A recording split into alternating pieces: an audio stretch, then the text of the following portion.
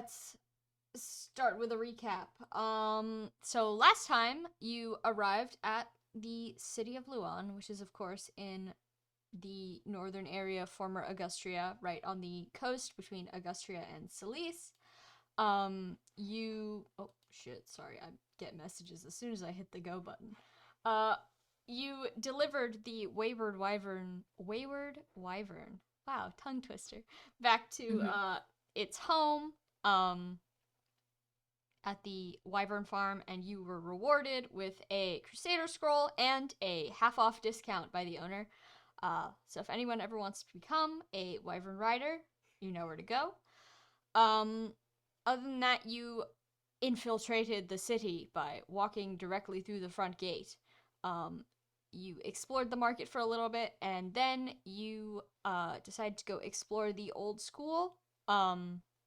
This is where the party split, so I believe Gare and Amalthea went to go find an inn room for you guys to all stay. Valente and Octavia distracted the guards, and Edwin, Archibald, and Godfried actually entered the closed-off facility. You found a bunch of cool stuff in there. You guys actually found all of the rewards I'd hidden.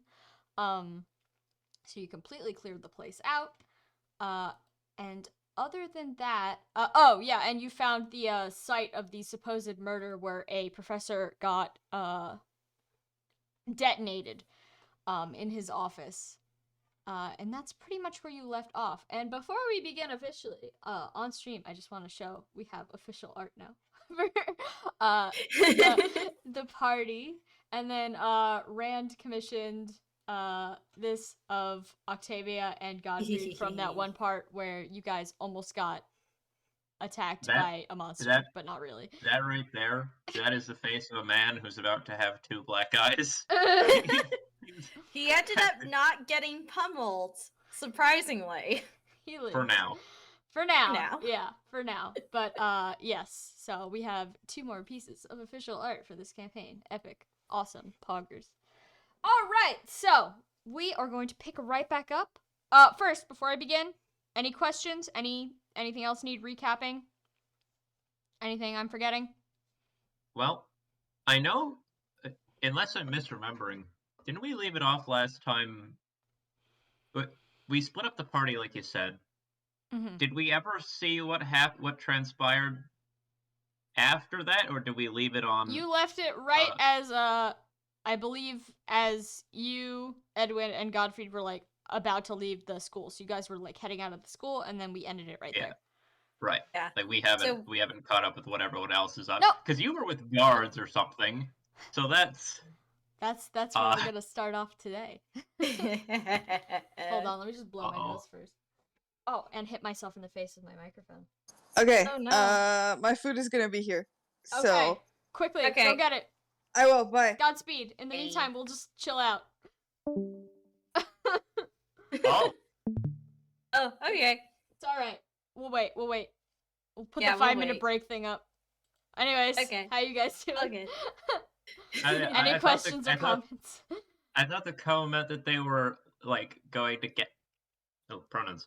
But I thought that were going to go get food. Like in just a second. I didn't think were leaving the call. I mean, I assume it won't be long. Yeah, Dwyer said. I'm sorry, pronouns. Yeah. We're gonna try and keep on the call, but Sam said it's fine. You don't have to. Just run and get it. That's fine. We can wait. We've got nothing going on. But anyways. Food retrieval speedrun. Food retrieval speedrun. Any percent, but hopefully 100% of the food makes it upstairs. That's the goal, honestly. That is the goal. Alright, in the meantime, I am going to quickly review my notes for this session.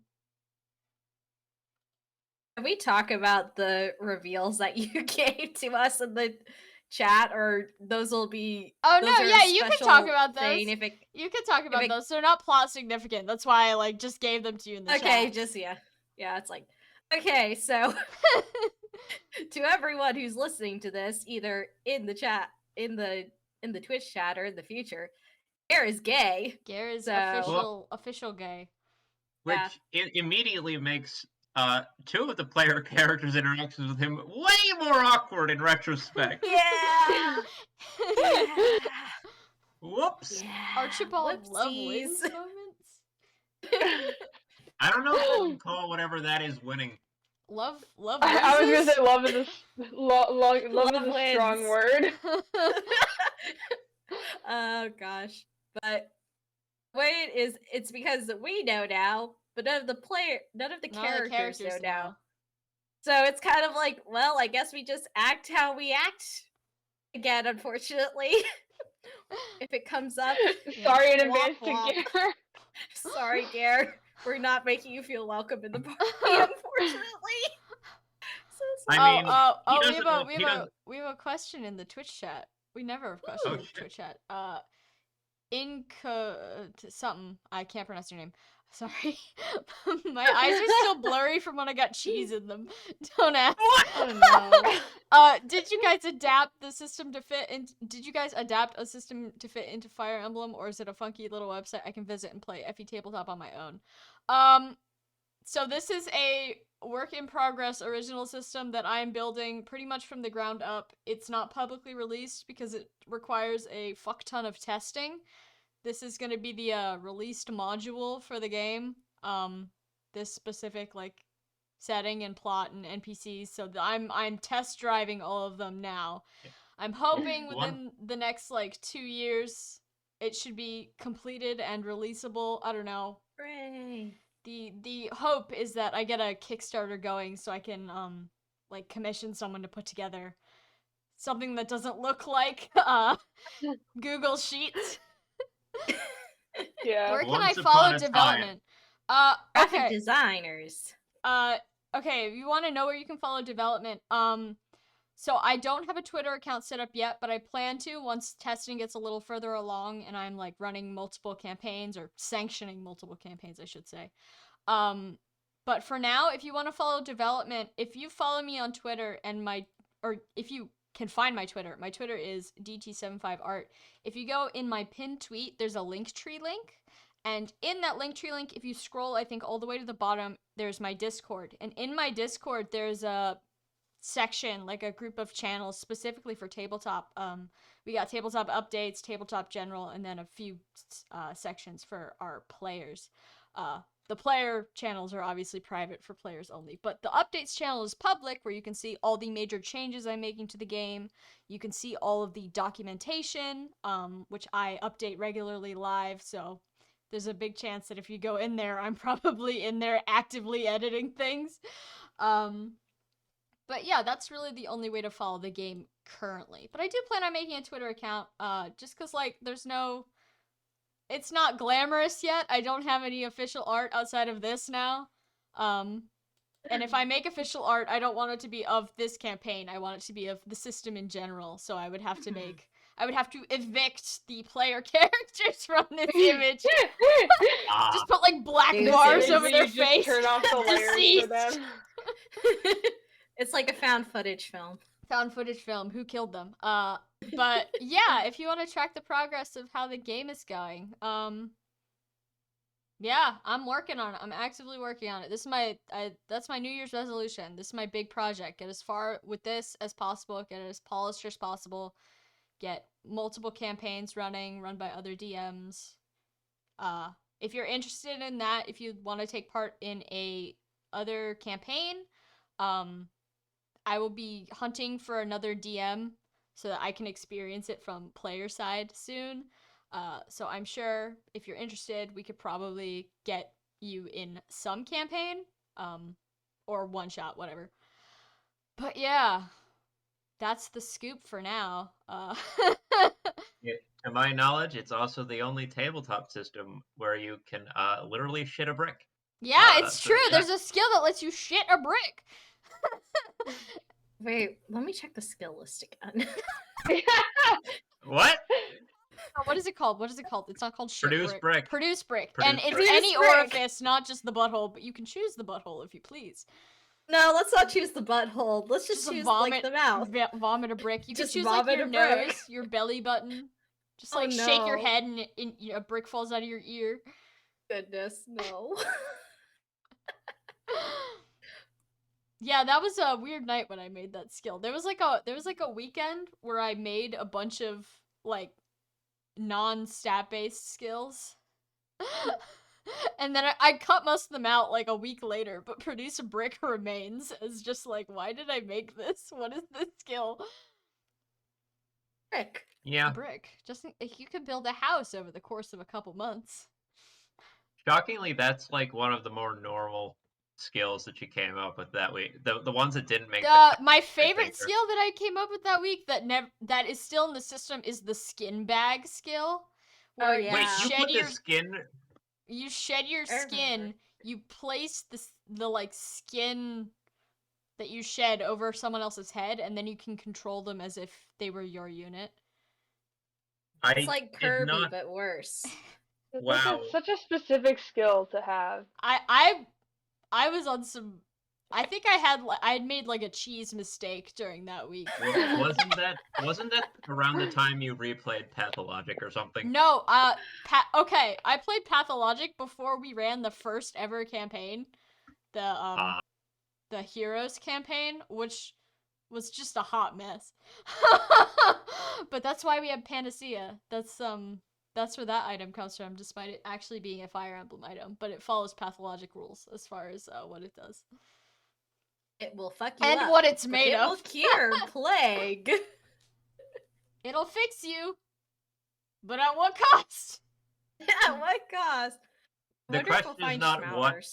The question is less what cost and more whose cost. Yeah. I got a shank to get the supplies for this. I also have plans for like a couple other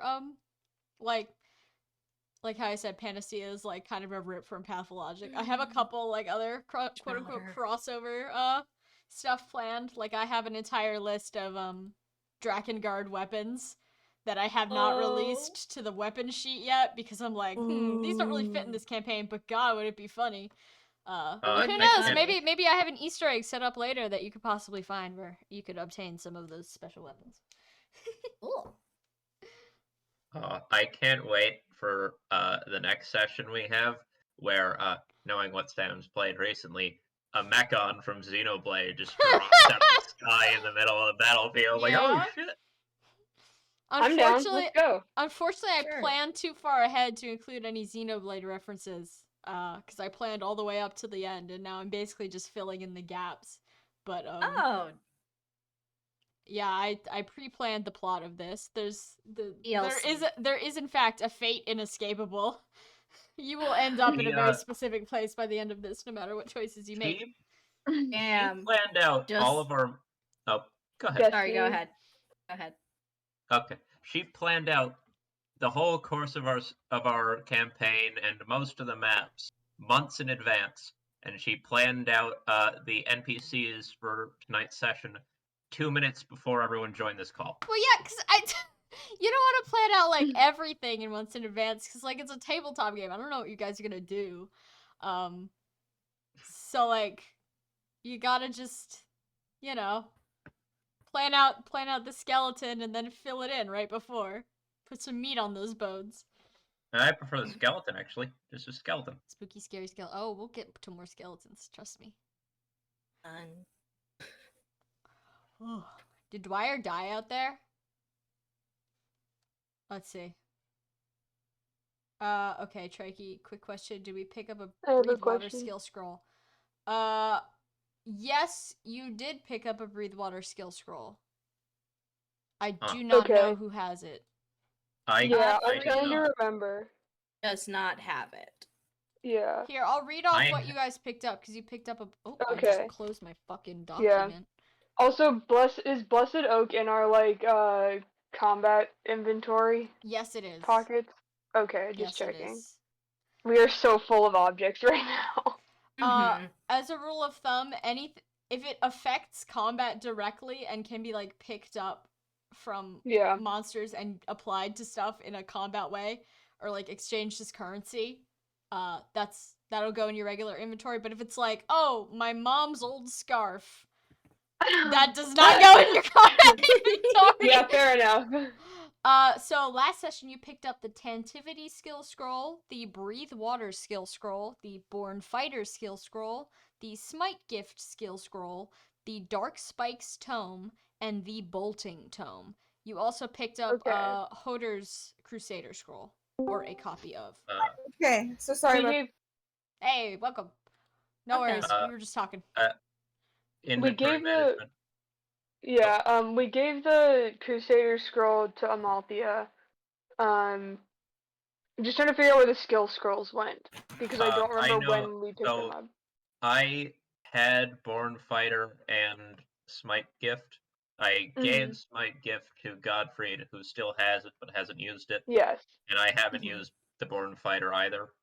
I think he also got Bolting. He did get Yeah. bolting. Yeah, he got Bolting. I Okay. actually did not remember the water breathing thing until just now. Yeah, 'cause I clearly think- never had I that. think that was me, and I think I forgot to try to hold on to it, but my pockets are literally full, so. You can just slap it in Rest in Archibald's pepperoni. inventory for now, I think. That would be fine. Alright. Just because I know you picked it up. Yeah, 'cause so. because I think the Breathe Water and the Tainted I found at the same time looking through something or other, so if you could hold one or both of those. for a I sec. have one more. I have one more inventory slot open. Yeah. Well, I would say save the Tainted one and not the Breathe Water one, perhaps. Oh, Uh, just looking at Godfrey's sheet, I saw like you did some updates, Sam. Did I? I don't even remember what I Information. did. What did I do? He is a vegetarian. Oh yeah, Oh, I've been updating everyone's notes. Every time you guys learn new information, I'll update the notes. What did I put in the other ones? Let me see. I think Garrus just says like he hates people, and that's it. But why? He's grumpy. He's a grumpy boy. Garrett. Yeah, Gare Garrett voice. does not I'm like not- talking to other people. Okay, Your okay. voice. You're gay because you like men. I'm gay because I hate women. oh no. Oh no. Garrett disrespectful to women moments. All right, You let's know, get this thing started. We've been here for 20 minutes. He's disrespectful to everyone. He's disrespectful equally. for everyone, and we love that. We love that for him. Gay rights. All right. Okay, so we return to the scene. You're in Luan.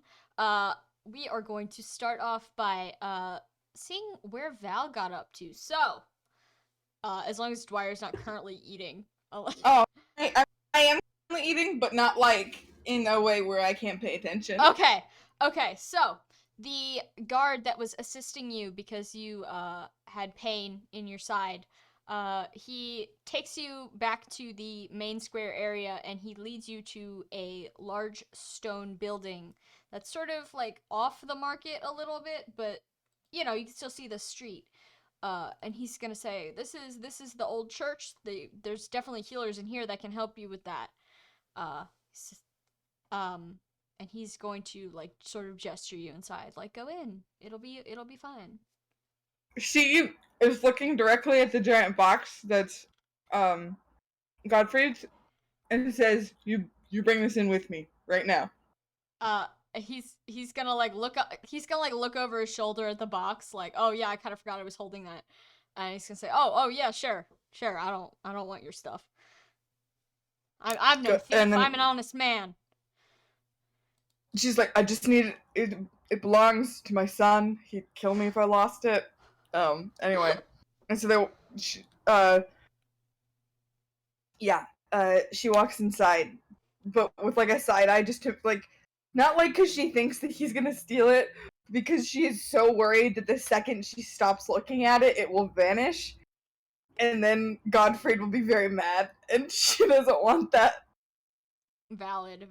Okay, the man is going to hold the door open for you, graciously let you through, and then follow right after. The inside of this church is like super drab. It's nothing special. They don't have those fancy stained glass windows they got in Cadane or anything. But it's it's definitely like roomy enough for lots of people, and you can see that there's beds set up against the wall. There's like desks and tables and everything where clerics are working. Um, it's a well-staffed little operation. This seems to be the medical center for the city or the town and the surrounding area. A tall blonde lady walks over to you as you enter, and she's like, "Oh my gosh, can I help you?" Yeah, I have an old wound in my side that acts up sometimes, and it's really bad right now. So I asked this gentleman to help me find somewhere to lie down while it passes. She's gonna like nod to herself and say, "Oh yeah, we can help with that. Just follow me." And she's gonna lead you over to one of the beds. It is, again, nothing fancy, but probably better than what you're gonna find at the inn. So take advantage of it. Yeah. So Val will lay down and gesture for the guard to lay the box next to the bed. The guard is going to put the box down, one corner at a time, and slide it underneath the bed. He's gonna dust his hands off, and say, "Well, if that's everything, I should probably return to my post. I've been gone for long enough. I hope you feel better. Try not to work too hard. It's rough out there." Yeah, I'll do my best. Thanks. The guard is going to disappear. Just like he like bows to the cleric lady, like, "Oh, thank you," and then he scoots on back to his post. As far as you know, he leaves the church. The cleric is going to pull up a chair next to your bed, and she's got like not like a rolling, like a not a rolling bag, but like a rolling thing in her lap that she unrolls, and inside is like all sorts of medical tools. Sort of like a makeup pack, I guess, but for doctors. I know there's an official word for that, but I can't remember what it is. So she's gonna sit next to you. She's gonna unroll her bag, and you see all these tools that she has, and she's just gonna like look at you and she's say, "Okay, so where does it hurt? I can help you." So Val lifts up his tunic, and again, there's this really big wound in his, I believe I said right side. Yeah, it's his right side. That is just like, again, I've said this, but like it's clearly it was like a wound that was really bad, and it was supposed to be fatal, but it's been healed with magic. But like a lot of the scar's really gnarly. Mm-hmm. And he says, "Yeah, I got this injury during an emotional time in my life, and so sometimes when I go through those emotions again, it acts up." Oh no, I've seen this happen to many guards and such before. I can definitely help with this. And she reaches into her little pack and she pulls out a bottle that's full of, hold on, just like gummy sort of salve stuff. It's like greenish. You can assume it's made of plants. She says, I can't heal it because it's so old and it's just very scarred, but I can numb it for you if that'll help." Val nods appreciatively and is like, "I wasn't expecting you to be able to heal this. This is as much a mental issue as it is a physical one." Okay, so she is going to begin applying the salve to your wound, and instantly, like, and I'm talking instantly, it's just like you cannot feel your abdomen at all. If you have organs, unconfirmable. Do you have skin? Like, this is some powerful shit. Yeah, when Val isn't feeling pain, that area is pretty numb already because of all the nerve endings that got severed. Mm-hmm. So this isn't like a huge concern for him. And also he's, he was in the army. He's seen some nasty wounds where suddenly they're like, "Yeah, we have to reset the bone. Hold on a second." And they numb your entire like arm. Oh, And you're God. like, "Okay. So Val's like, whatever. But while she's doing that, he'll like tuck the tunic so that it's like under his arm, and so he has both hands. And he'll take the headband that he took off, because he was holding the 2 brown beads in his hand and like looking at them. Mm-hmm. And he ties it back around his head. Yeah. Okay. So you're all back dressed up. As you're doing this, and she's still applying the salve and making sure it's not gonna like get your clothes all sticky and nasty. You notice that it has a very distinctive smell. It's got like a very almost minty, but like sharp minty smell to it. It's very distinctive. Mm-hmm. But that smell, you quickly like stop noticing it as soon as she's like cleaning up, because it doesn't take her very long to deal with your problem. And she starts putting her stuff away, and she says, "You can rest here for now. We'd be happy to host you for the night if you like, or if you need." Val nod and say, "Well, I'll see. I'm here with some family." And Val like pauses when he says that, because he's not like, he feels weird saying that because he's not sure they're that close yet, but also like he doesn't know what else to say. My merry band of adventurers sounds weird, and so he just kind of pauses and says that and looks a little anguished, and then he goes, "And I need to. I'm not sure they know that I'm I mean, I'm pretty sure they don't know that I'm here. So at some point, I do need to make sure that they don't think I've died or vanished." The cleric's gonna like take your I guess notes to heart. She's gonna say, "Oh, you're here with family. I can have a guard inform them that you're here. Do you want me to send someone?" And she's gonna like, before you can even like say yes or no, she's gonna wave over a guard. And as you look around, you notice there are a fuck ton of guards in this place. Like a comedic amount. You didn't notice them before because like there's so many people wandering around and people in beds, and uh the guard uniform isn't the most standout thing ever. It's just kind of like armor. But now that you notice, you're like, holy shit, there's a fuck ton of guards in here. And she calls one of them by name. I'm not gonna name him because he's not gonna appear again. Spoiler alert. She calls one of them by name, and he answers to her instantly. And he comes up to her and he says, "Oh shit, what's her name?" It's like, yes, what can I do for you, Lady Lethair?" And she's just gonna like, I need you to help this poor patient's family. They don't know that this person's here. And then the guard looks at you and says, like, with the look that says, "Where's your family?" Val goes, "Okay, last I heard they were going to find somewhere for us to sleep at an inn. So you're gonna want to find a man about my age, a little older. He's pretty tall, has 3 large scars on his face, and looks like he doesn't want to talk to you. That's Dare. And then a young girl with dark skin and pretty frizzy hair and a headband. That's Amalthea.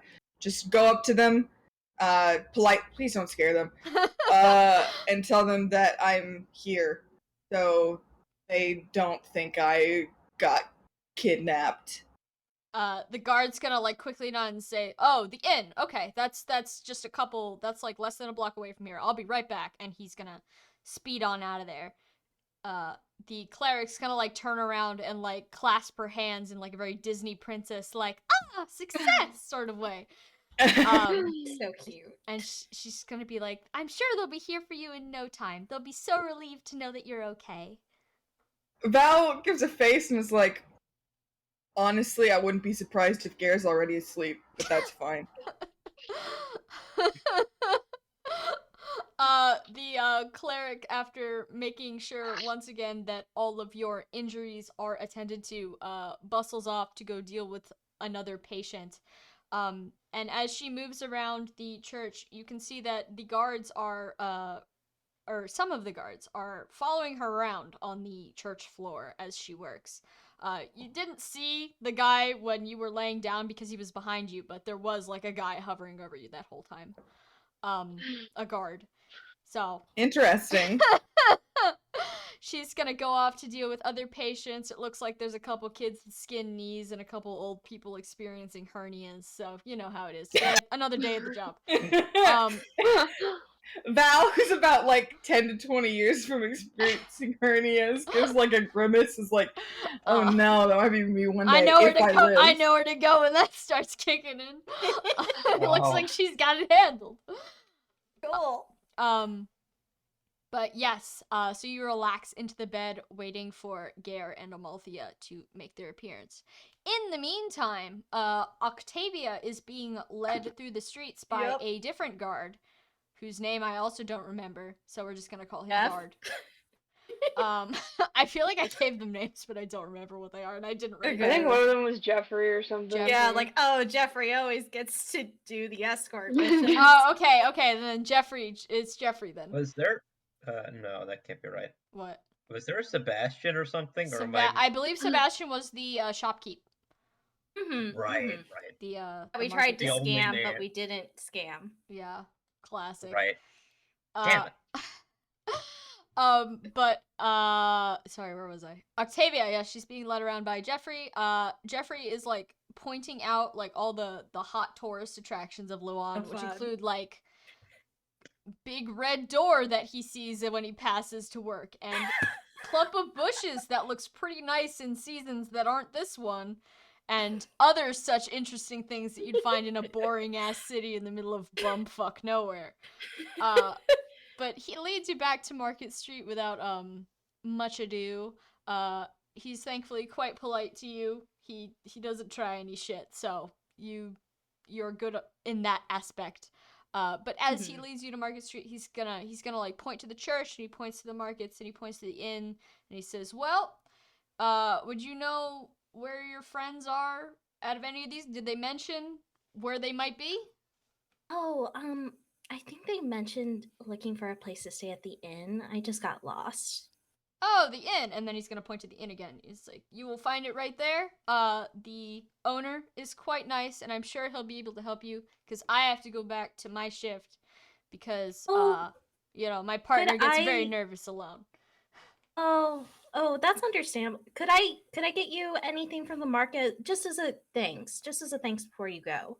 The guy is gonna like go completely red, and he's gonna be like, "Oh no, I can never ask that of such a nice lady. Your company is enough." And Ah, you're sweet.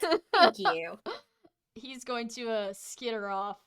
After girl talk to me. And Octavia immediately goes back to usual, like, neutral face. As soon Deadpan. as he's out of view, like, Get rid of him. it better not get caught. But yes, you're now in the middle of Market Street. To your left is the church, to your right is the inn, to your forward is the rest of the market. The world is your oyster.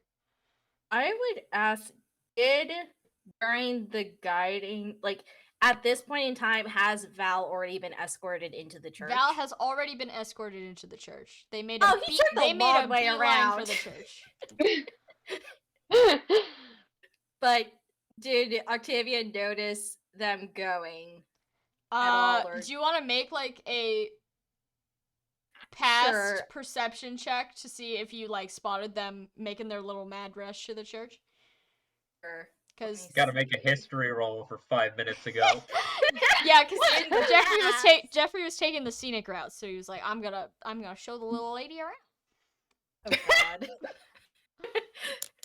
Oh, at That's least why he you was get nice. to talk to the girls. Yeah, Yeah, he get gets to talk spend to the time girl. with the ladies instead of with this boring friend. The most Aw. interesting thing in his town is like a door. Like, A red It's door that he likes. Door. A red door and a bush. this is the by far the most entertaining day he's had in here. Oh. Okay, I'm glad he was nice, so that way Octavia didn't have to mess with him. only messed with him a little bit to confuse him. Just a little bit, a little Psychic Deception. warfare is fine. Yeah. Emotional Little. manipulation for fun. Yeah, for, For fun, and profit. and profit. Yeah. But sorry, what did Okay. you roll on your Oh, sorry, I haven't rolled yet. Sorry. No, you're fine. Okay. I have to apply my negative odds because I still have negative modifiers right now. That would be a 12. A 12? Yeah, you spotted the end of Val's ponytail rushing in that direction, so you're like, Val's probably at the church, but you're not sure. Octavia's kind of thinking, like, well, I know to go to the inn as long as I make it out, and we haven't gotten any summons to go to the jail yet, so. No one's been arrested yet. That's keyword yet. Yet. So Octavia is actually curious and is gonna check out the church because she's also like, oh yeah, we were talking about religion. I'm curious. And she goes into the church. All right, you see much the same thing that Val did, you know, the wide open space. Sorry, I just totally got distracted. I made eye contact with Spud. Yeah, there it is. There it is. Star-crossed. Let me put him over here. Spud had a psychic message to relate to you. Yeah, the psychic message was just like dial-up noise. Far more important than this session, no worries. But yes, as you walk in, you see all the beds, all the clerics. You spot the guards as well. And you also immediately see Val chilling on one of the beds. Octavia looks at Val's face and is just like, wait, you actually look bad. What happened? And she's gonna walk up to Val and kind of kneel down and be like, hey, are you okay? Val's going to look over at her and look confused because she was like, I didn't ask him to talk to you. She doesn't say that. She's just like thinking that, and she's like, whatever. She's like, yeah, I have an old injury that acts up whenever I think about my wife. And I needed to distract the other guard. So, and she just, because it's numb right now, she doesn't really care. Normally she wouldn't talk about it because it would make it act up, but she's completely numb, so she doesn't give a shit. Yeah, your legs are like in dubious territory right now as far as no. feeling Yeah. goes. She gestures to her headband, and when you look at it, there's 4 beads. There's one that's teal, and one that's orange, and that one's pretty close to her hair color, and then there's 2 brown ones of 2 different colors. And she doesn't know which one is which because it's behind her, so she's pointing. And she goes, yeah, the brown ones, I had the beads crafted to match my wife's hair and eye color, and the other ones match my son's. So whenever I need to manipulate myself into feeling excruciating pain, I can just hold those beads and rub at them, and then it happens. Octavia kind of takes a moment to process this, and she's kind of like, okay, Val realizes that was kind of a weird thing to say and goes, oh, I didn't get it made to make myself do that. I got them made when Isaiah was born. And it was just like a way of carrying my family with me. And then yeah, they died. So, they didn't want to get rid of them. of course not. No. Yeah. That makes sense. And Octavia looks like a little bit awkward as she's processing this information because I think I talked about it a few sessions ago that as a mercenary, Octavia knows of Val's like vaguely of of his backstory, like in reverse in certain points, but through different shades of retelling or aggrandizing or points like that she already knows, like, okay, that's not the whole story, and this is the first time that she's getting like more of that story, and she's like, well, I mean, yeah, if It's better to have something that you remember them by than not have anything at all. Yeah, Val looks at the ceiling and goes, it's been about 20 years, and sometimes I worry that the only reason I remember what Isaiah looked like is because of the beads I have. Oh. Again, he's normally, he's just kind of, high as fuck a little bit. Yeah, the numbing is going into places that normally... And Octavia's like, oh, wow. Into his brain. His brain. Into her brain. Octavia, weirdly, gives, a gentle squeeze on Val's shoulder and be like, I think you remember them. Even if the beads help or in some cases hurt, it shows that you do remember him and her. Val nods. And, he says, yeah, thanks, I guess. I asked, and then it's, quiet for a beat, and he realizes, he kind of off, in the back of his head is maybe this is a weird conversation topic. it happens.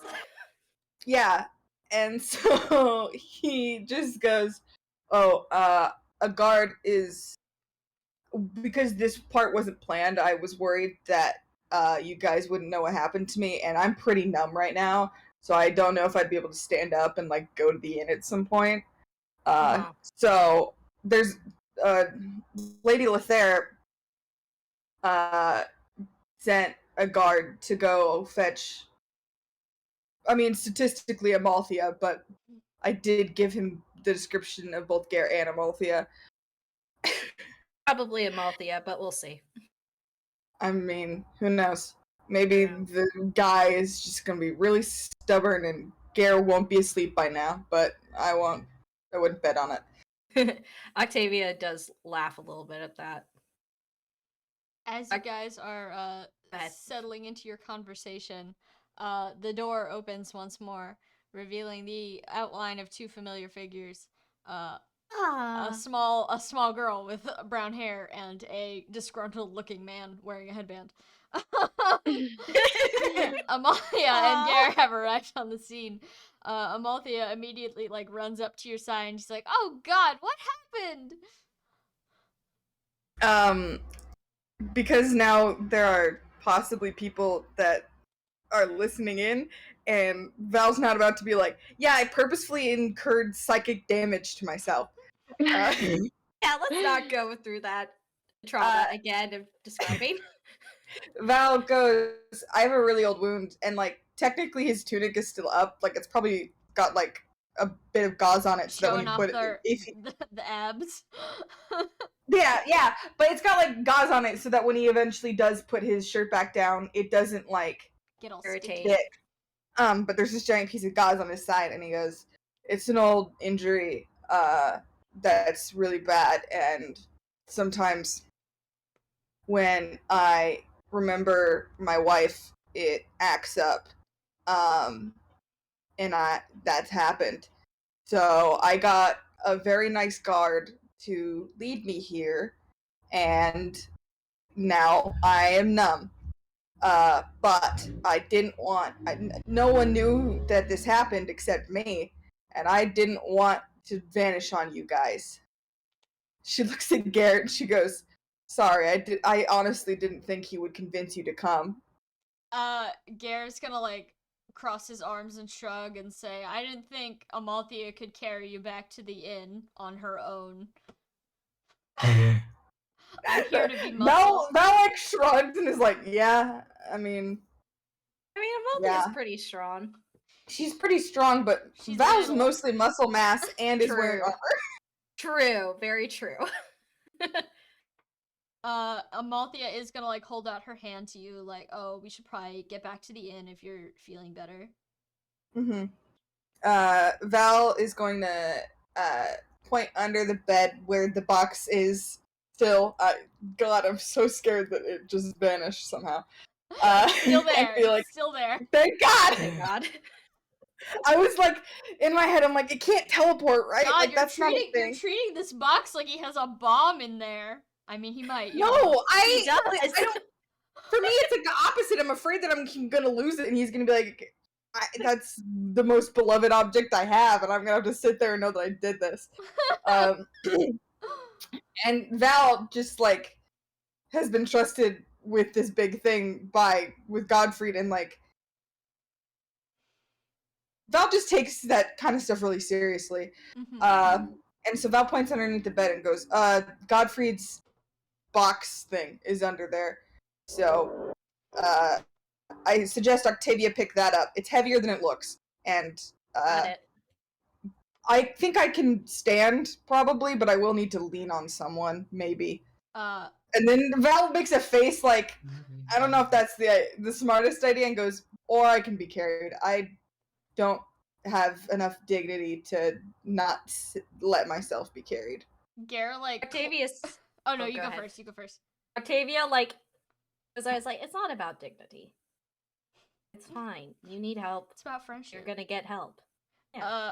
Gare is gonna, like, close his eyes and wrinkle his nose for a minute and says, I think you could probably walk with assistance. And he's gonna put your arm around his shoulders. Val's gonna stand then, and I don't know entirely how powerful this numbing stuff is, so... You can... it is not numb enough to, like, disengage bones, but, it definitely feels weird. You can still walk, but it feels weird. Yeah. Val nods and goes, okay, cool. So... yeah. Octavia gets the box. Gets the box. The box is heavy, but you can handle it. You're a powerful warrior, or whatever. I have no negative modifiers on my strength. Excellent. And yes, you can definitely hold the box. What's that like? Wonderful. As you guys are beginning to shuffle your way out, what the fuck is her name again? Holy shit. Lothair. Yeah, Lothair. Lothair. And that's spelled Lothair. Lothair. I love how I remembered that, because I was like, pretty lady. Pretty lady. Lothair is going to, not block your way, but she's gonna, like, kind of get in your way as you guys are leaving. She's like, oh, are you leaving so soon? Is this your family? Oh, you guys look so different. Wow. Octavia just, like, makes, like, blinks a little bit and looks slightly in Val's direction. Hold on, I just forgot. I've made official character art for Lothair. Hold on. Ooh, pretty lady. Hold on. Was this the NPC you were working on 5 minutes before the call? Shut the fuck off. She looks like this. Oh, pretty lady. Pretty lady. Aw. Yeah, she looks like this. We'll just keep her there for now. Yeah, she's gonna, like, get in your way, and she's like, yeah, you guys all look so different. Val, like, chuckles under his breath and is like, I don't know. I didn't have a word for what these people are, but family's close enough for now. Oh, that's so nice. But he's actually, like, a little embarrassed that she said that in front of him, because she was planning on that being, like, a little lie that, well, not in between a lie and the truth that was never gonna get brought up ever again. Amalthea, upon hearing that she was referred to as family, is gonna, like, look up at you with, like, giant puppy eyes. Like, Val's going to place a hand on Amalthea's head and go, yeah. Gare's making the opposite expression, I'd like to point out. No, of course he is. Val will explain it as they leave. When Lady Lothair is no longer there to figure out that Val has been, like, grifting everyone with real pain, but pain that he caused on purpose, because it was the only idea he had. He's like, how do I be distracting? You gotta do. How do I be distracting? Oh, I'm old. Old people are in pain sometimes. I know what to do. But Val definitely means it pretty much, like, with Amalthea, just because I mean, you lose a kid at 6, and suddenly any child around you looks up to you, you're like, I'm gonna cope. It's free baby. Oh, baby. There's a baby. I need the baby. Yeah, so Val, like, again, it's just like, I mean, kind of, it's complicated, but, yeah, I don't want to, I know that you said I could stay the night, but, we're a bigger group than this, and I think it would just be easier if we were all together. And then she kind of pauses and goes, how long does this numbness last? It should last around 12 hours. Nods to himself, looking like fairly impressed, actually. Octavia, just like, what was that? Just flat, like, what the heck was that? Oh, it's just a little concoction we make out of the local plants. It's just a topical solution. It doesn't actually do any healing, but you know, it prevents pain where it can. Oh. It's nothing too extreme. It'll wear off with no side effects. Okay. If you need more, you could always come back. Oh, that's very nice. It's like, Val, like, makes that face of like, huh, that's an offer. Because, again, like, even if he's just, like, thinks about Mordana as a passing thought, it kind of, like, pangs. And so the idea of being able to actually, like, think about his wife, who he still loves very much, not without being in complete agony, is just, like, interesting. He's like, huh, that's a thought. Hasn't been able to do that in the 20 years since she died. So he makes a face and goes, if it acts up again, I'll come here. But thanks for your help. Yeah. She's gonna like curtsy to you and she's say, "Of course, never hesitate to come back if you need me. I'll always be here." And then, as she says that, her face kind of like falters for a second, but then she's back to like giving that like very Octavia, serene smile. Is there an insight check? As established, no. No. Damn it. Whoops. Roll something Sam else. Hi, Al. deleted insight, and now we're all screwed. No insight for you. No knowing Damn things. You can make a wisdom check.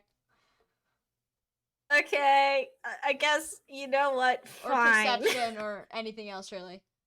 Okay, I'll make a Where is wisdom? It's just maybe flat we wisdom. should. It's a stat. Maybe we should actually Yeah. errata in insight again in the middle of the campaign, because this is like the 30th time that we've gone. I'll think Where's the about insight? it. I'll think about it. Okay, that's fair. You'll think about it. I'll just do perception because I know where it is. Fair enough. Oh. Sam, 0. 0! Wow. Yeah, you look It at was her, 3. you're like, I don't know shit about what her deal is. I don't know. What's her deal? I don't know. Sam made a combat-heavy TTRPG and didn't think too hard about what would happen when it wasn't in combat. I know, session 3 of no combat. You guys are testing my skill. Some of Sorry. us may remember the time when some of the skills are on defense and resistance. Hey kid, you want to know about history? Hope you have a good res stat. Listen. Baby's first tabletop RPG. Running and building at the same time. I've made better choices in the past. But yes, you learn nothing. You maybe don't even notice that she had a weird vibe for a second. There. What? You're not What? there. You noticed nothing? Especially not that she was weird? Because I did a 0. Octavia got like a critical failure. Yeah, I rolled a 3, and then minus failure, my just a current failure. mod is a 0. Yeah, excuse me, continue playing while I go shout at whoever just started hammering outside my room. Hilarious, have fun. Yes, but Octavia is too busy getting the box settled on her shoulder to notice anything off or strange or amiss. It's fine. What the fuck is her name? Why can't I remember? Lethair. Lethair. Oh my god, I'll get it eventually. Lethair is going to, I'll just get rid of her right now. Lethair is going to graciously let you leave. And as you guys walk out into the sunset, Garrett is gonna, like, make a overly, like, loud sniffing noise and say, "Man, that smells like shit." And Octavia's gonna be like, "No, it doesn't. It smells like herbs." Yeah, herbs that smell like shit. I feel like, and he like thinks to himself for a minute. He's like, I've definitely smelled this before, and oh god, I hate it. Where have you smelled this? Does it grow around where you have been? Garrett's gonna like shrug. I don't know. I just know I've smelled it before. And can't stand it. Huh. Okay. Well, if it does the numbing trick, well, according to what she said and what Val is going through, maybe we should pick some up. You can tell us all about it. Garrett's going to make like a disgusted face. It's like, oh god. Yeah, and Val thinks about patting him on the side and then doesn't because he's already clearly like really uncomfortable and goes, "Sorry about the family thing. I didn't know how to say merry band of adventurers without sounding like a lunatic." To which he's going to answer, we already look like lunatics. Might as well go through the last step before beginning to drag you off to the inn. Somewhere in the world, Archibald is poking a pile of viscera with a stick right now. Like, well, speaking of Archibald and company, oh no. Well, hold on. As the others get back to the inn, Gare is kind enough to pretty much throw you on a couch. Just plop. Goodbye. It's like a small 2-story family-owned inn. You can see like this like super old man working the wooden bar in the corner where they serve meals in the morning. Gare like brushes off his hands and he like sniffs one of them and pulls that same disgusted face again. He says, "Well, you didn't give me any money to purchase a room, so I did what I could. So we all have to share a room." Octavia, like, her face drops and she's like, "How much does it cost per night per room?" Gare like looks really like upset for a moment, and then Amalthea says, "Oh no, we didn't have to pay any. Well, okay, we had to pay a little bit. We had to pay $100 or 100 gold, but Gare said that he would do dishes for the owner for the night if we could stay." To which Gare looks upset because he has to do dishes. Octavia's like, "Hey, I can do the dishes if you want to rest. I'm fine with that." Gare's gonna shake his head and he says, "No, I need to be away from you people for at least a little bit. Might as well." And then he's gonna like turn on his heel and walk towards wherever the kitchen area is. Oh, so we don't have to pay at all? He already paid 100 gold. Oh my god. Hold on. For one room? For one room. Let me get that out of his inventory. Val does the thing that I do sometimes when I feel like when I'm trying to thank someone but I don't know what the hell I'm supposed to do, which is I make Y in American Sign Language and basically do hang loose, and I'm like, "I'd offer to help, but I can't stand by myself. So, thanks, dude." And then I'm assuming that she's on the bed. No, you're on the couch in the lobby. Oh, nice. So you're gonna have to get dragged to bed. No, Val's like... Amalthea's happy enough to point out that your room is thankfully on the first floor. So. Oh, okay. Val is going to volunteer to sleep on the ground because A, he's really used to it, and B, he can't feel his back anyway. He doesn't need to be comfortable. No, you go. You go. There's something wrong with him. King. Okay, Octavia's like, see if you're gonna go to bed after it's worn off before you offer that. Just She says, it's gonna last 12 hours. what time is it right now? It is like evening-ish. The sun is going down, but it's not Okay. dark yet. But Okay, fair enough. yeah, if Val wakes up uncomfortable, he will accept that he did that to himself. So, All right. Amalthea gestures towards the room and say, "Maybe want to check it out?" Sure. Fine. Yeah. If 100 gold per night per room? What the hell is It's the big this? city. It's expensive, I guess. I think. I don't know. I've never been to a city before. Amalthea? Yeah. I think we're getting ripped off. Oh. Well, it's too late now. We already paid. We might as well use the room. Yep, that's true, honey. Yep, that's true. Octavia's just gonna be like, I am not letting Gare barter ever again. Garrett has the bartering skill of a potato. He has the general people skill of a potato. God, I should have known. I should have known what I said. Gare should go find an egg. This might happen. Oh well, let's see the room. All right, so you three, I assume you're hauling Val with you, or are you? Sure. Yeah, just get Val into the room. It's not that far. Val can not that far. mostly make his way there himself. But you open the room and hold on, I wrote a description of this place. There are 2 beds. They are double beds, thankfully, not single beds. And there's a couch in one corner that is like threadbare and moth-eaten. You guys have your own bathroom. And there is a single openable window on the far wall. And there's also like a table, a nightstand area. It's not like a shithole, but you know, it's the fantasy equivalent of like a Holiday Inn. Yeah. And Octavia like lowers her like exasperation a little bit. It's like, okay, that's fair.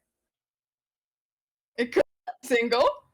What? It could have been a single bed. It could have been a single bed. It really could have. There's still 7 of us. There is. Octavia's also gonna just be like, hey, Gare should get one of the beds because he's doing that, and he could be further away from people. Val's like, I'm completely numb, so floor it is. I come soon.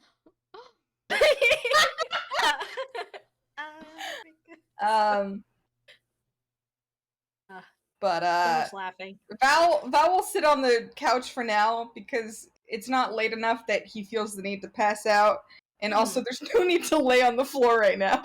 Yeah, there's really no need.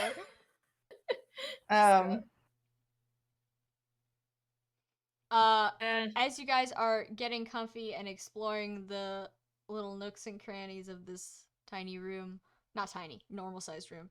It's gonna feel tiny once there's 7 people in it. The rest of the party makes their way finally back to the inn after leaving the abandoned school with prizes in hand. You guys make your way back to Market Street, and Godfried leads you to the inn. He has not spoken a single word since you guys left the school, but he gives you, I guess, visual directions by walking into the inn. So I assume Archibald and Edwin are following him, or are you guys branching away? Yeah. As he walks in, I just lean over Edwin's ear and say, yeah, I don't think he's okay. I don't think he's okay either. But I have no idea what to do about it. Yeah. So as you guys make your way inside, you are just catching the tail end of the rest of the party checking out their room. So, people are still standing in the doorway, the door's open, you can hear voices. So it's easy to see where the rest of the party is, and everyone is reunited at last. Oh. Gare doing dishes. Except for Gare, who's still doing dishes, having the time of his life. Octavia waves and like when she sees Godfrey, she just hey, here it is. Where do you want me to put it? Godfried takes the box from you and slings it back over his shoulder. It's like, oh, thanks. Nobody touched it, right? Nothing fell out. No. I didn't take an eye off of it for a second, even when I was being basically carried. So he's going to look visibly relieved at that. He's like, oh, well, thank you very much. And then he's going to go across the room, take the box off again, and then sit on the couch where Val is. Next to Val. Next to Val. So, what'd you guys find at the school? I look over nervously at Godfrey, who has just started talking again. Oh, Edwin. Oh, go for it. Sorry. No, I had nothing to say. I was just going to stutter. Edwin's like, oh, well, we found all of this stuff, and I don't know if there's a table or something. There is a table. There is tables. Okay, yes. There's a table. He just starts pulling out the random craft that they found there. Assuming Archibald will put his random craft. Yep. You notice that he definitely would he have told Edwin he was using the scroll? Probably. He might not have told Godfrey if Godfrey was paying attention. But he Godfrey was not paying attention. Somewhere on the walk, he was looked at. I was like, "You mind if I use this thing?" Yeah. And then he used it. Which scroll was that? That was Born Fighter. Born Fighter. Okay. As you guys are putting the spoils of war on the table, Godfrey is going to remember that he was handed something, and he's gonna search through his pockets for a second. And he's like, oh, he's gonna pull out the bolting tome and whatever. What did you hand him? The other thing? Smite something? The smite gift. Smite gift? Yeah. He's gonna look at them both and say, I don't need either of these, and then put them on the table. But wait, don't. How many uses do you get per tome on your thing? DM speaking, he mechanically gets 25. Yeah, but Octavia's you're in RP mode. Octavia's you've been ripping through the pages. It can't last indefinitely. Don't you need a replacement? He's gonna respond. He says, eventually I'll need a replacement, but it would be a waste to use a tome like this in a magic scope. Okay. Mechanically, if you put the bolting tome into a magic scope, it'll just turn into a regular thunder tome. Oh. Because that doesn't serve any purpose. Yeah. Doesn't make sense. Oh, and I forgot to say, bolting also has limited uses, even if it's not in... Yeah. You have given the unlimited range tome more range? Yeah, exactly. It'll just turn into a regular thunder tome. But yes, so he's gonna put that on the table. He doesn't want it. Neither does he want Smite Gift, because he does not deal force damage. I don't think no one does so far. No one here deals force damage, so we have to go sell that, or someone just needs to carry it. So, are any of you fish? No. No, this is for people who aren't fish specifically, I think. Amalthi's gonna say, I'm a pirate. Is that close? Do you want this? What is it? It makes you breathe underwater. Yes? But she needs only if you have something got, I don't know, water magic or whatever. Yeah. Oh. Well, I'm not a mage, so I could be. And then she turns to Edwin. Can you teach me magic? I want to be a fish. Perfect. I can teach you magic, but that has no correlation to your ability to become a fish. I'm sorry. She looks extremely disappointed at that. Like, god damn it, It's what all is the magic hype, useful for then? Hey, Edwin and Gottfried have done some cool stuff with magic in battle. You've seen that. I guess. Well, I mean, I still learn. Even if I can't be a fish. Good. Oh, sorry, I've been, ever since that Amalthea line, I've been choking on a peanut. Oh no! Got him. I wasn't just silent, I was choking. Oh dear. Let her be a fish. Let her be a fish. Oh, I mean, God. if she wants to use this skill, it's all hers. All we need is to give her something in her pockets that uses water, that does water damage. So. Oh, and we don't have anything of that nature. No one has so far. anything like that. And there wasn't anything at that shop either. Hey, real quick, how much was that sword that was at that shop? 1,000 gold. It was 800. How much? How many? Sorry, you cut out. It was 800 Oh, gold. 800 gold. Okay, not Okay. as bad, but still not That's great. Larcy's edge. I have too many tomes right now, and I could sell some of them if you wanted to get a nice sword. And okay, is Trikey saying this or is Edwin saying this to Octavia? This is Tregging saying it, but I can rephrase it so everyone can offer it. But he's literally he puts out all these books on the table. And he's like, I can't hold all of these, but I probably should use the bolting tome. So, should I do something with them? Well, if you feel like you're not going to use them, you can always sell them. We're right in the market, so that's always an option. You can always trade up. Okay. I don't think I need to trade up necessarily because I found this the Dark Spikes one, which he holds out and it probably looks ominous as hell, but yeah, it does. Oh damn. Why was that in school? This one's pretty good. So I think I'm set. Maybe we can take a trip to the shop or something. Yeah. I mean, are the markets still open at night, or would this be a next day thing? It's probably be a next day thing. Okay.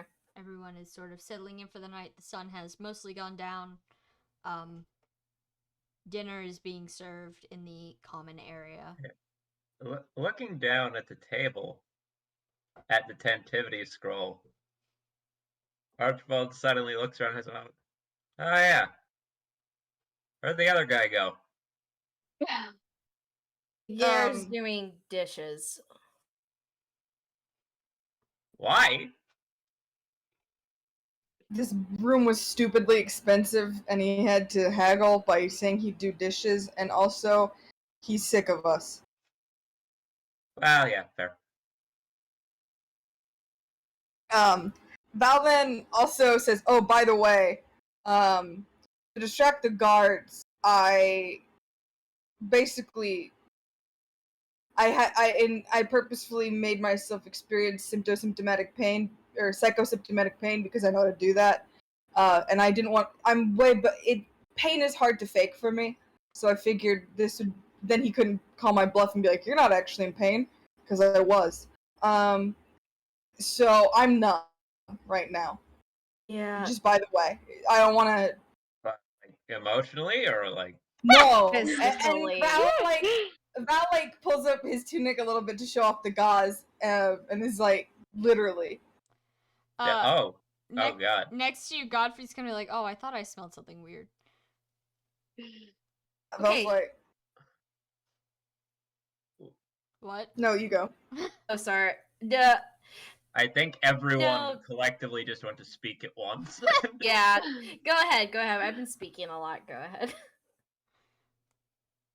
Who Who? are you talking to? I guess. Okay.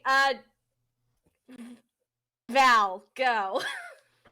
Val tugs the tunic back down and goes, yeah, so I'll sleep on the floor, because I basically can't feel my entire torso, and I won't be able to for another 11-ish hours. I Are thought you you said like it was emotion. okay? I thought you said it was psychological pain. But I can't feel my body at all, so it makes sense that it would go away. It's psychosymptomatic, which doesn't mean that it's, like, psychic damage. It just means that it's caused by my brain. It's caused by me specifically thinking about my wife, who was shot down when I received this injury. From the Godfrey second time you bring out the word psychosymptomatic, you see that sort of expression on Archibald's face. That's, you know, when you say something and it's clear that someone like doesn't entirely get what you're talking about, but is like, yeah, right, sure, like just nodding along, like, yeah, I'm a dragon. I'm old. I know everything. Val did explain what it meant. Yes, but he's very stupid, and he's frankly still busy thinking about whether or not Gare is a dragon, and also the fact that he just spent like an hour poking like Viscera. He's very distracted right now. Val doesn't really care that he understands this very specific word. So, like, the problem is, but she does know that there's a likelihood that it will act up again later in their journey, and then he'll ask the very same stupid question. So she's just, like, jotting that down as, like, don't get annoyed with him. He's stupid. He has so few brain cells, and they're trying so very hard. Edwin's probably like, what, like, is the numbness part of the pain, or did you get No, I distracted one of the guards by saying, take me to the church so I could lay down. And there was a very nice lady there, who had this salve to make the pain go away. Oh, okay, so it's medication. Yes, that's why it smells. Okay, I see. I thought that was just how in rooms were maybe here. They all just kind of smell like antiseptic. Val makes a face of like, oh my god, this little rich boy hasn't been anywhere. And then is Edwin a little rich boy? He's like a middle class family. He's not rich so much as he hasn't been anywhere. He's sheltered. Okay, then but like in her mind, she's been cleaning after him since he's been at the school. So like, she just like makes this face of like, seriously? And she's like, no. I mean, I know I used to make your guys' rooms smell nice, but no, I mean, I wouldn't say this even smells nice. This isn't a fun aroma for people. Yeah, you know what? Everyone in the party right now is making a good point. Hey, Sam, what do I roll to know what this smell is? Like, not that it's the medication, we saw that, but like, what's it made of? Does it smell like thing? You can roll medicine. I will do that. Wait, are you rolling to see like what it smells like what Gare was talking about, or are you like, what is it made of, or what, like, what's the like? It's a powerful, I don't know, funky smell in the middle of the room. Like, you just want to vibe check it. Yeah. Want to see if I can pick out what it's made of from the smell. Yeah. Okay. Anything weird? Yeah, sure. Watch this be terrible. Well, that is a 10, but that makes it a 7. A 7? You can't identify like the names of plants or anything. You assume that oh, you weren't there for the cleric conversation. That's why I'm rolling about it. Yeah. You can assume that it's like local plants and apothecary stuff, just because that's how people tend to do things here. And you get like a little feeling at the back of your mind, like, oh yeah, I think I've smelled this before, but you don't know from where. doesn't smell like it's, blood or whatever. Definitely not. Definitely not. It's definitely like a common, not common, I guess like normal medicinal smell.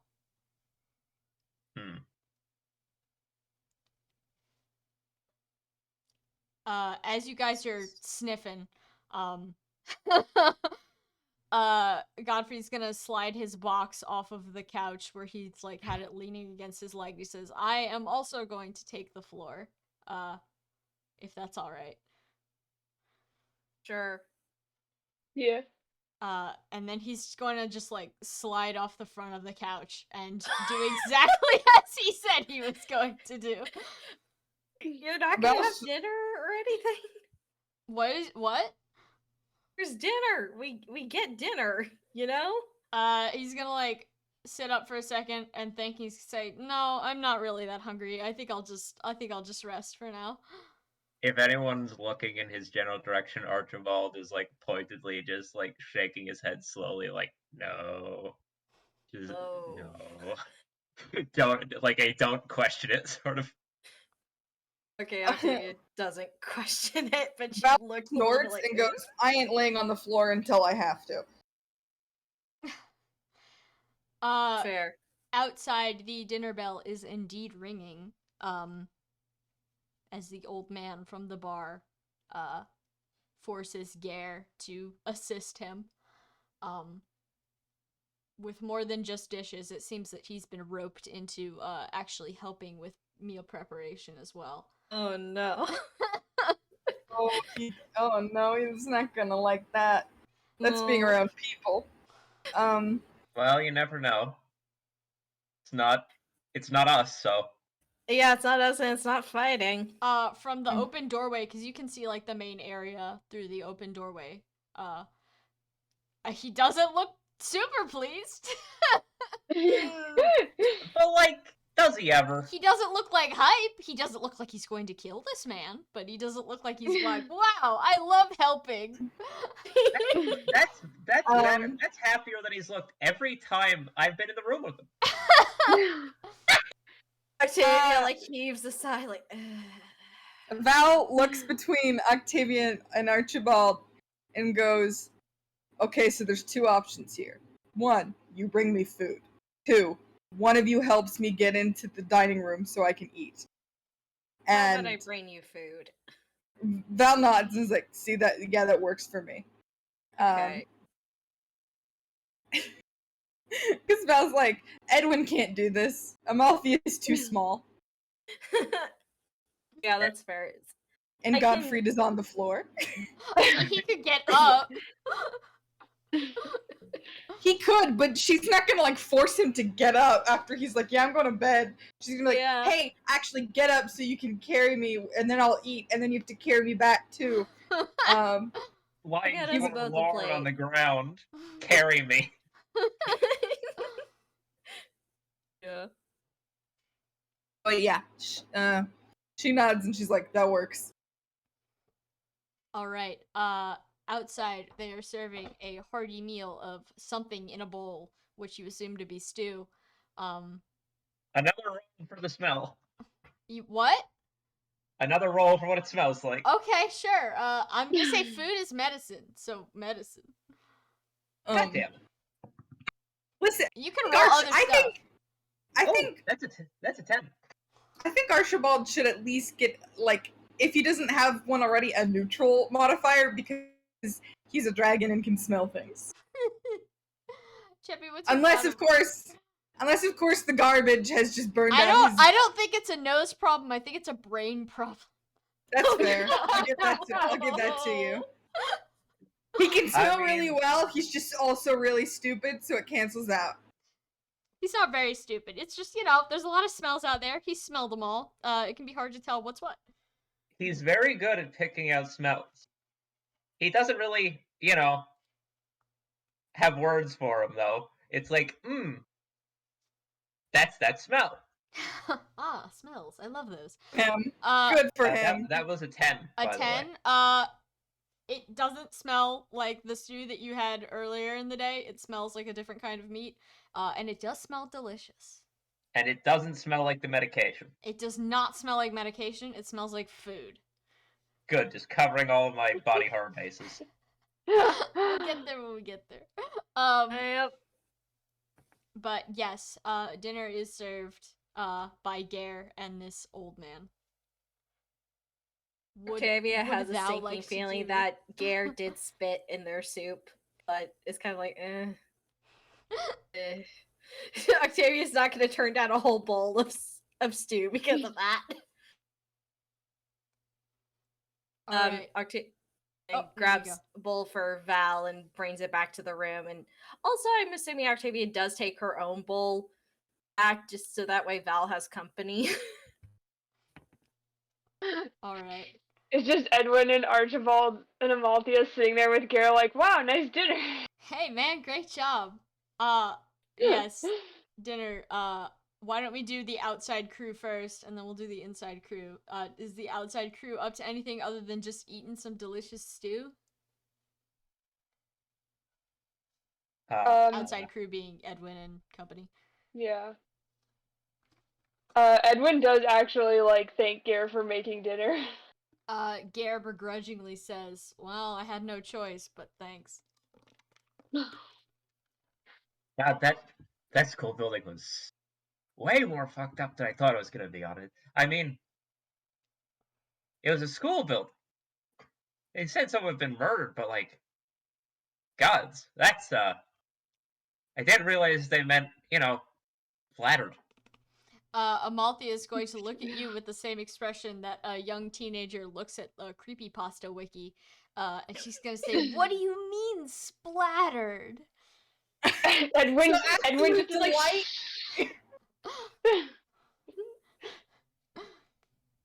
Sorry, who's talking? I just was saying. So you mean absolute delight Yeah. for Amalthea's face? Like not like delight, like oh boy, someone got murdered, but like oh interest, something is happening.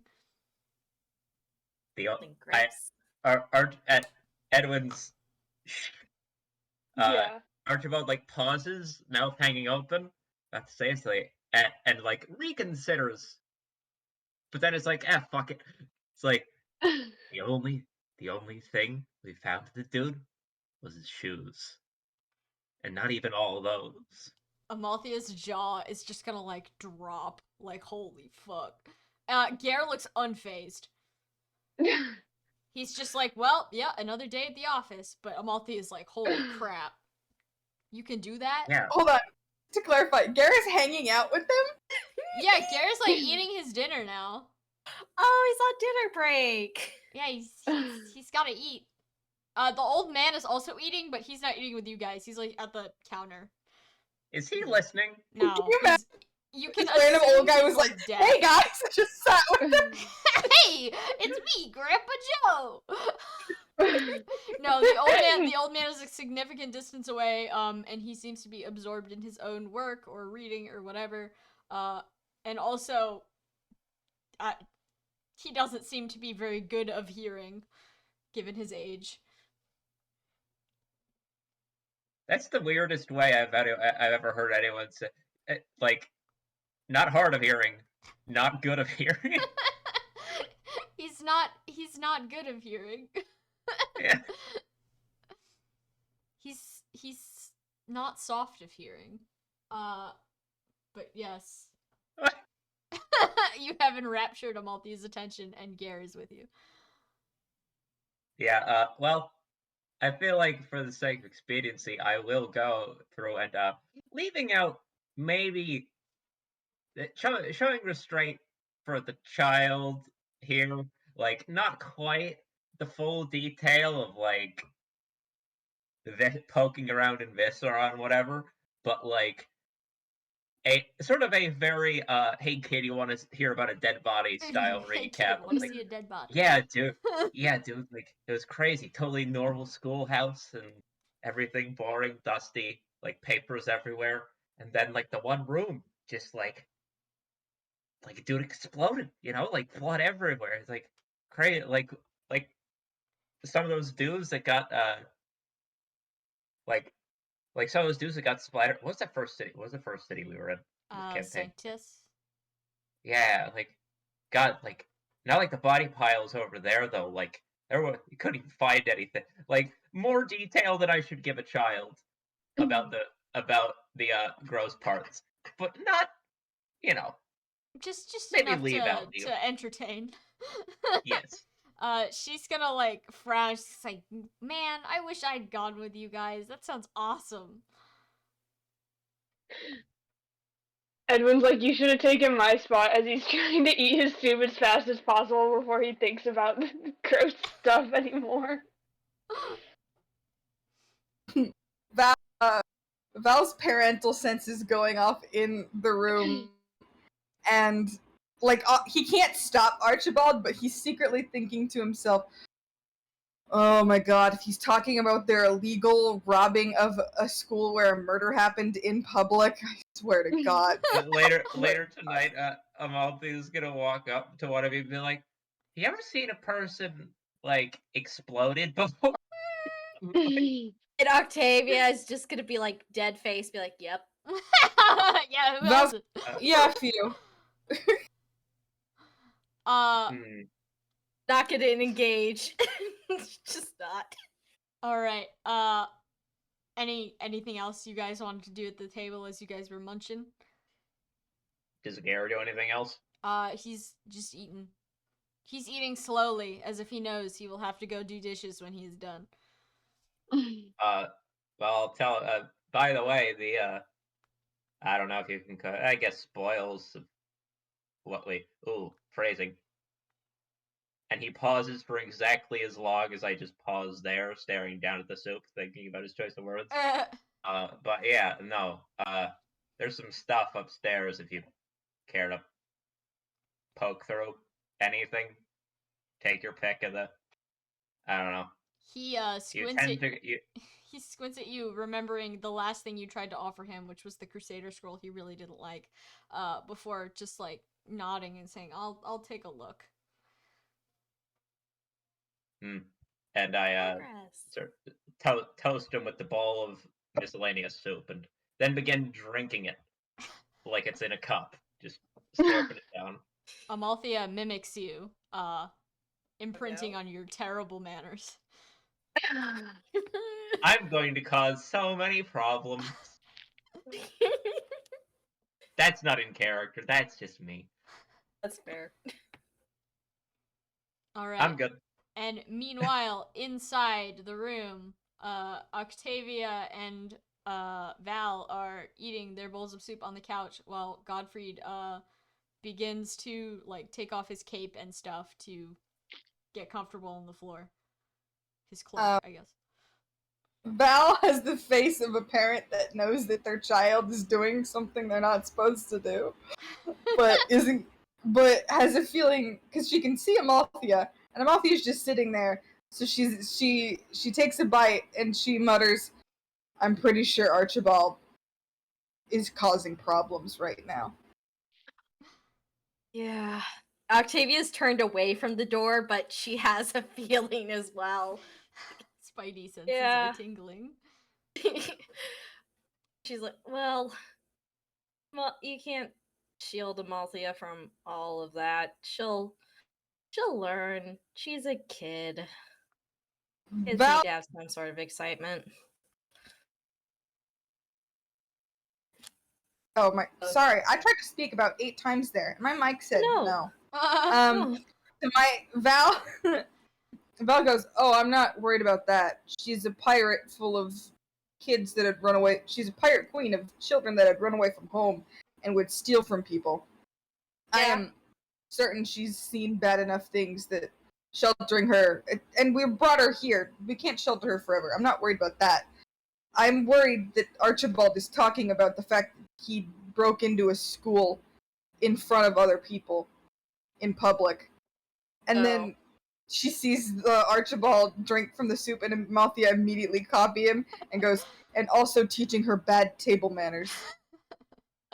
Am I invisible? Yeah, you're all visible. Yeah, because we have the door open. We left the door open for you. Hang on a second. Oh, goodbye. No, I was rolling. Yeah, Archibald is not paying it. He does not know that you can see everything.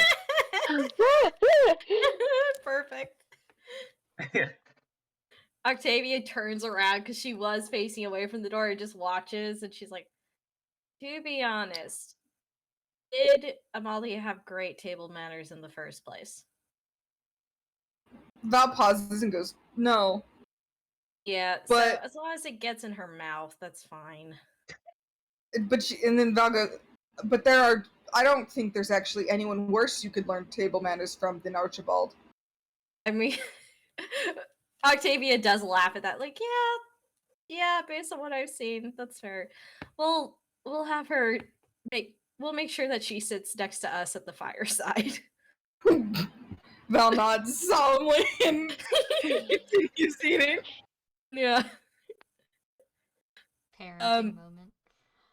Yeah.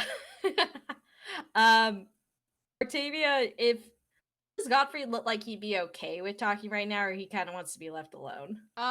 He's not like asleep. He's like I said, sort of getting all his stuff in order. He's just like removing his belt and stuff. So he's just, sitting. Doesn't seem particularly hostile at the moment. Sure. Octavia asks again, like, so you went to school here? He's gonna like look up and he's gonna say, yeah, nearly 20 years ago. Are you from around here? Yeah, I was born in this city and raised mostly. Huh. Val squints at him and goes, you're older than I thought you were. He's gonna squint back and say, how old did you think I was? I don't know, late 20s maybe? Godfrey's gonna like look You have that like, kind of disappointed face. for a second. He's gonna like quietly say, I'm 35. Val nods and goes, I mean, that's fair. That tracks, I guess. That's not terrible. Octavia's shocked. She's like, wait, you're older than me? She looks so confused for a moment. Val's like, honestly, I'm not. You're all so much, or everyone except Gare, I guess, is significantly younger than me, so I don't know how to tell anymore. Are we all just to you? Just a sea of baby faces. Just to see a baby face. And also Gare. And also Gare. Here, as Archibald is conveniently timed coughing on the soup he was drinking. And right as you say, you're the oldest one here. Just Val convenient timing. Val did not say that he was the oldest one here because Garrett is older than him, and yes, Archibald's like infinite or whatever, but he's looks not that. So that's kind of what she means. I didn't say anything. Archibald just coughed. Oh yeah, but you made sure to cough on purpose. Anyway, Val goes, no, most of you seem like adults except Amalthea. I just, like, I don't know. I guess I forgot how old people look when they're in their 20s. Oh. Well, I guess that's Edwin. Edwin's in his 20s. I'm... Checks notes. Octavia does have to think for a moment because as a life of a mercenary, she actually doesn't really celebrate her birthday. Oh no! And she's been a mercenary for a fair amount of years. Like, I'm older than 30, but younger than 35. Last time I checked. Val nods and is like, I guess that since I'm also usually surrounded by college students, I forgot that isn't the case anymore. Yeah, you have to deal with the menagerie of the world. All ages. As you mentioned, sorry, hold on, let me just finish chewing this piece of ice. Okay, as Val mentions the school, Godfrey's gonna like look up from where he's like squatting on the ground, like folding his shit into some sort of like pillow attempt. He's just gonna like look at you and he's like, so what's the school where you work at like? Val sighs and goes, I think you should probably ask Edwin about this because he's actually a student. I'm just there to clean up their messes. which means I have a particular view of what happens there that has to do with a lot more sewage water than it should. And Val takes a bite and then says, it's a pretty big, nice place, considering it's for college students. Arcanea was recently in a few wars, and the school was targeted, so it's gotten damaged recently. But it's a pretty large place. We've even got some. You said stained glass. There's stained glass at Cadania. Yeah. Cadane probably has like a big, like, an auditorium area for everyone. Yeah, Val's like, yeah, we even have a pretty big stained glass piece that I have to clean. Like, that's the problem, is that, like, it's like, oh, what do they teach them? I was like, I don't know. Things that make a mess. Magic, probably. Like, Val's knowledge of the school is specifically about what he's had to deal with, which is the things that he's had to clean. So he's like, yeah, I know a lot about our toilet system, but I don't know what happens in classrooms, really. Octavia does speak up there. Well, based on what I got from letters from my brother, it's mostly dealt with as a school of where you learn and apply magic. Some of the graduates go on to the other kingdoms, become members of mages in court. Some of them just go off on their own to wander, make their fortunes. Some of them end up banding together and becoming elite forces for military. It's a school of learning, and honestly, Edwin is on the academic side of that. I think before we went on this quest. Godfrey's gonna say, oh, well, a magic school, that sounds interesting. Maybe someday I think I'd like to see something like that. There's plenty of room on the boat. Yeah, I was literally about to say the exact same thing. It's like, well, we have to go back time, and I promise the three of us that live there don't need an entire ship. Yeah. So you can come with us. Godfrey is going to like nod to himself, and gonna say, well, I have a lot of prior commitments here, but thanks for the offer. Maybe someday. Hopefully. Octavia's gonna make a bit of a face at the prior commitments because she's thinking about, oh, what are those prior commitments, I wonder? But she's not gonna comment. Sorry, Val's a little morbid sometimes. Val's gonna go, if I'm not dead, you can ask to say hi, and I'll talk with the people that work there and try and get you a room that hasn't recently had something gross in it. Oh, much appreciated. That'll be a nice break from my own room at home. Val's like, oh, you better not make it dirty. I will not clean up no, Val's like, actually, no, I have to. I was like, please don't be gross. I have to deal with so much gross things at that school. Honestly, that's like 30% of why I took this job, is because I was like, oh wow, I don't have to clean up when people's toilets explode anymore. Thank God. As you minorly threaten him into keeping his hypothetical room clean, he like slides the belt of blood vials off of his waist and like unbuckles the box and just like sticks it in the side. Val would rather clean up blood. Like, Val's not very squeamish in that regard.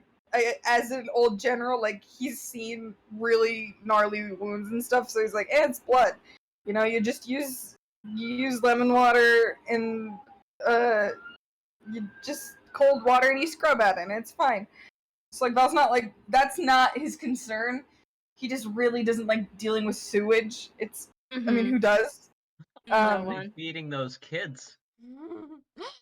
It's a magic school. Sometimes kids think, oh, I can do a funny prank, and by, you know, making the toilet do something silly when someone sits on it, and then Bellev, explode your piping. yeah, exactly.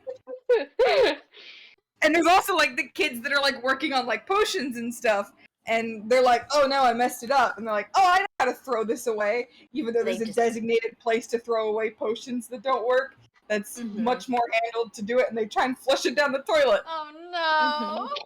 I was like, "Are you kidding me?" So relatable.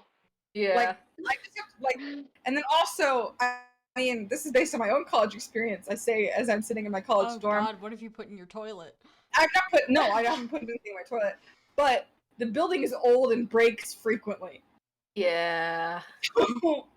Like, our elevator has broken maybe a week after it's been fixed every single time.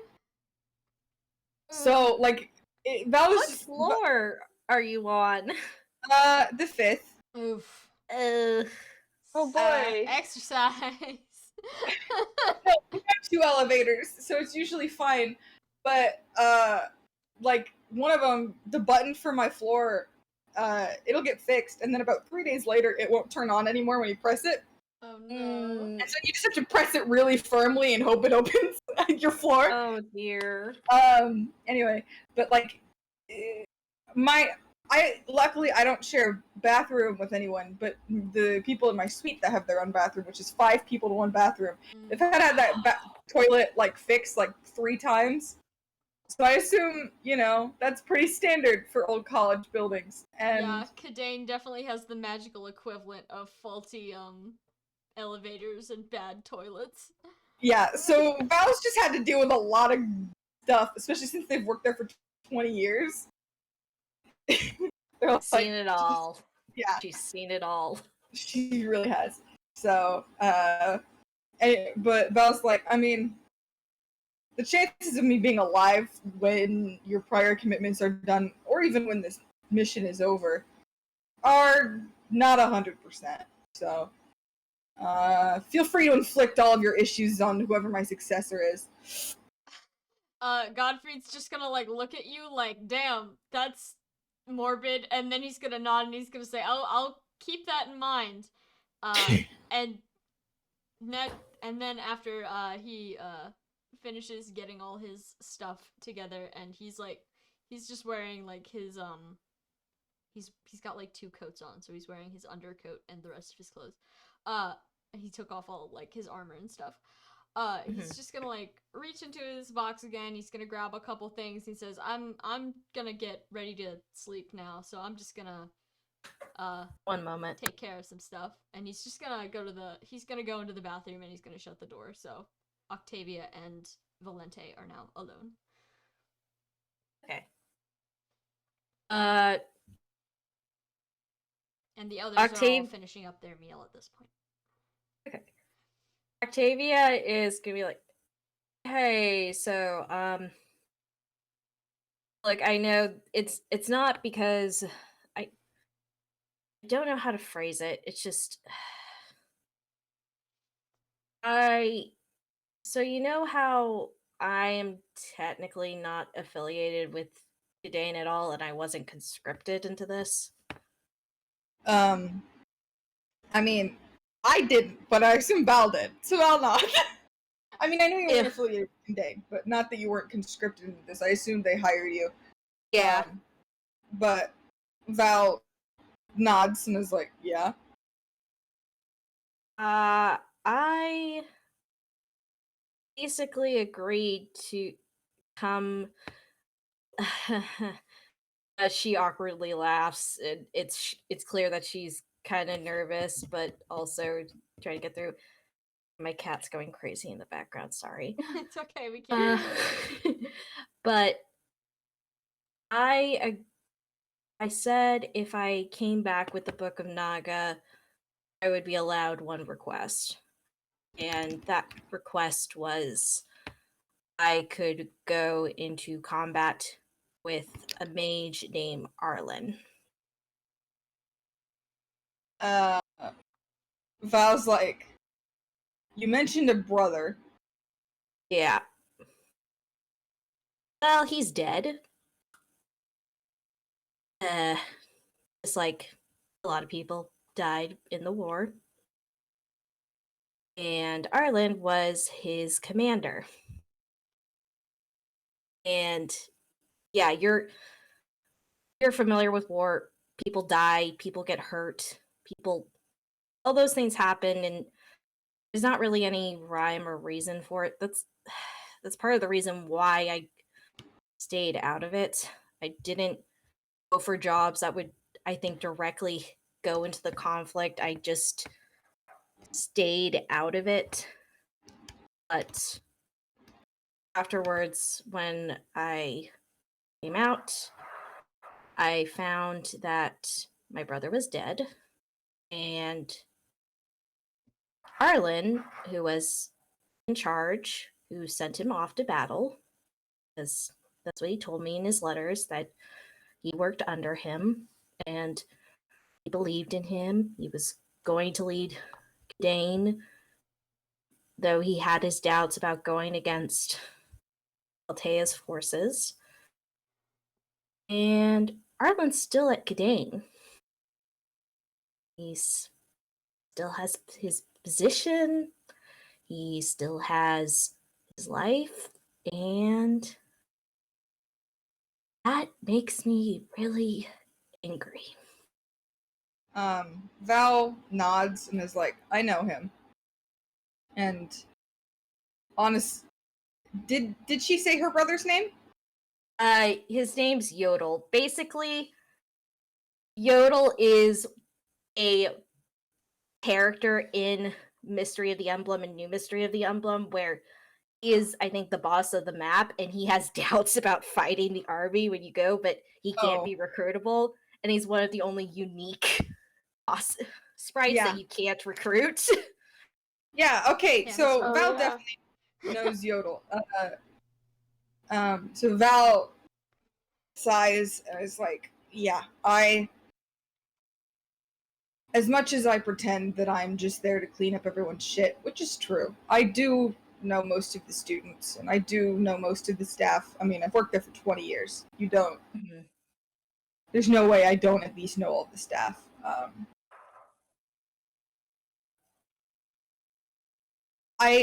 I'm not close with Arlen.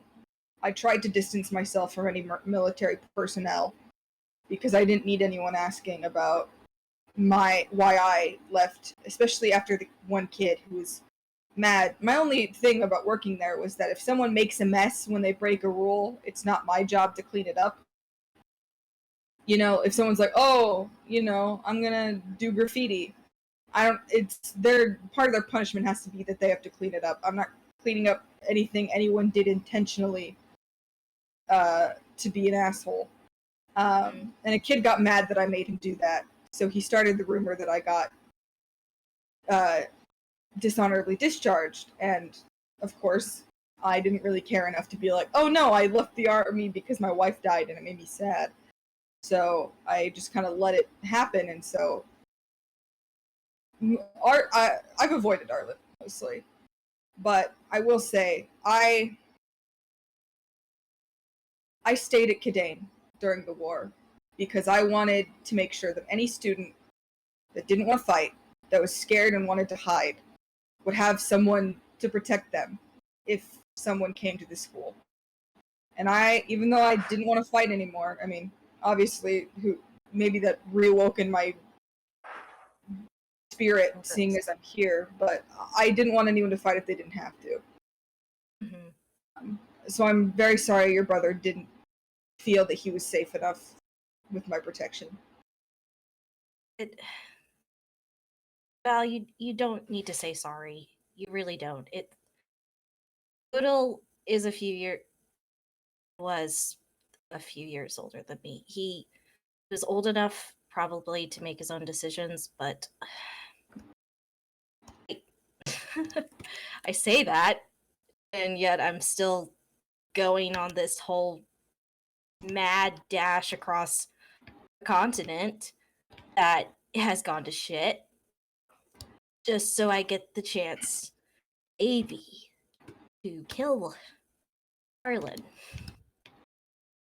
And but just wanted you to know. So I'm glad to know that someone was looking out for those kids during the war.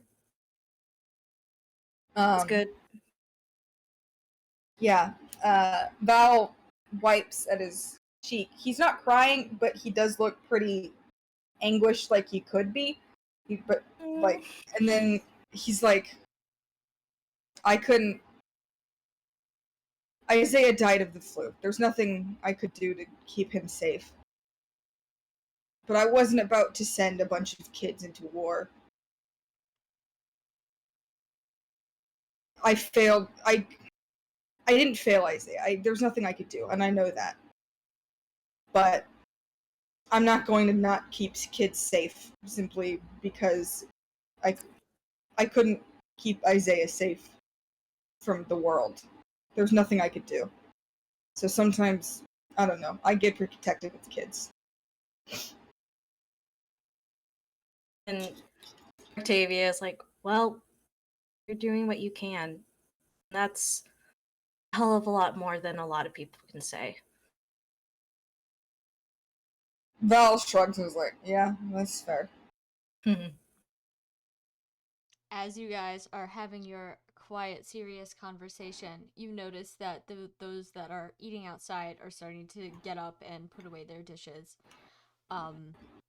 They return to the room in just a moment, aside from Gare, who is, again, conscripted into helping. And now that everyone is mostly in one place, before I send you all to bed, because it's been a long day, why don't we sort out those inventories once and for all? Yes. Mhm. Yes. So what do you guys want to sell? Godfrey's out of the bathroom now. he's here He's too. back. He's back and his hair is all wet. But other than that, he's the same. The reason Archibald was telling Gare about stuff, aside from, I don't know, common courtesy, was I was thinking about seeing if he would take the Tantivity scroll because, like, you know, melee. It suits him. It doesn't take him long to finish with his duties, so he is back relatively quick time.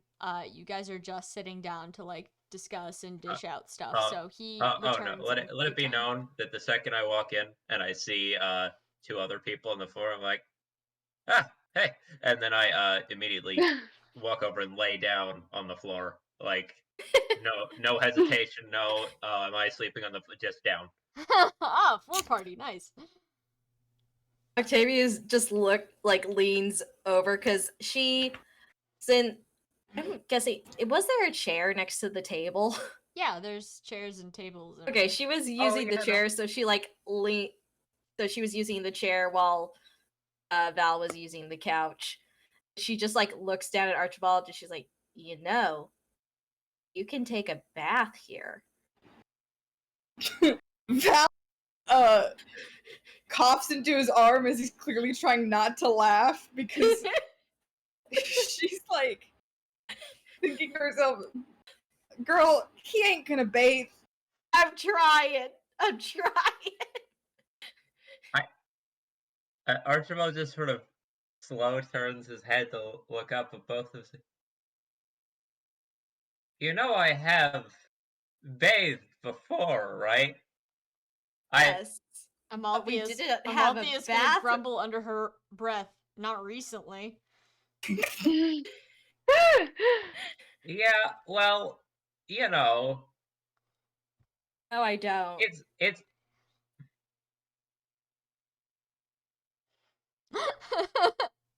look. Listen, all right? You do not want to take a bath. Just why? Tell me. You don't have a lot of time to take baths generally when you're sprinting from forest to forest every day, like sort of scrounging. I'm not talking about now or your lifestyle. I'm saying have our own bathroom here that we can use. Val looks directly at Archibald and is like, I watched you cover yourself in dirt on purpose. Oh So, no. what's your point? Can't argue, oh, I'm actually a pretty clean guy. No, or like, oh, it's just because, I was going from place to place and I didn't have time to bathe. You got dirty on purpose. I mean, yeah. It's sort of the aesthetic, Just, No, I you don't. don't Octavia wanna like be- puts her hand in her head in her hands. if there's one thing that I've found really helps someone like myself get by, it's not being noticed. Well, a freshly bathed dude with soapy smells walking down the middle of the street, people might look at. A shadowy figure that looks like he may or may not just sort of be part of the tree line in the distance. I'm obsessed with the unhinged way that Archibald the brain works. It's Soapy not dude, about how suspicious. being clean is generally for people who want others to interact with them. This is the point. Val, If you want everyone to stay far away from you, you wallow in shit. Amalthea's gonna look extremely crestfallen and say, yeah, but we have to sleep in the same room as you tonight. I did not say I would not bathe. Val presses his lips into a line and goes, you do realize you're walking in a party right now, right? Like, the rest of us look pretty clean comparatively, and you look like shit, and that's more weird than being clean like the rest of us. She has you there. Archibald pauses to consider, and you can sort of see the gears turning his head of, you get the suspicion, he kind of has been just sort of doing this his way for a while, and that maybe, just maybe, until this last few moments, he actually just kind of didn't think about the fact that he was, didn't actually have to go around dressed like shit when there was a group of people around him. It's like Val looks very happy that she gets to tell him that he can be clean for as long as he likes. You can see him looking down and his eyes sort of darting back and forth, just the thinking. It's and moving on from the sort of the face journey to, oh god, I've just been sort of I have just kind of been walking into urban areas covered in shit, huh? Man, this is wow. God, how long was I? Oh boy. Oh. And Octavia speaks up, hey, also, if you want to change your clothes, the further north we get, I need to get some replacements. We can go together. If you also want to change your clothes. I look down at my clothes. How fucked up are my clothes, Sam? You're the DM. How bad is it? They're not destroyed. They're not ripped beyond belief, but they're definitely patchwork. They're not fine threads or anything. You're not winning any fashion competitions, but they're not falling off of your body. Maybe. Okay. And Octavia isn't as gung-ho about the clothes. She's just like, hey, if you want to, the offer is there.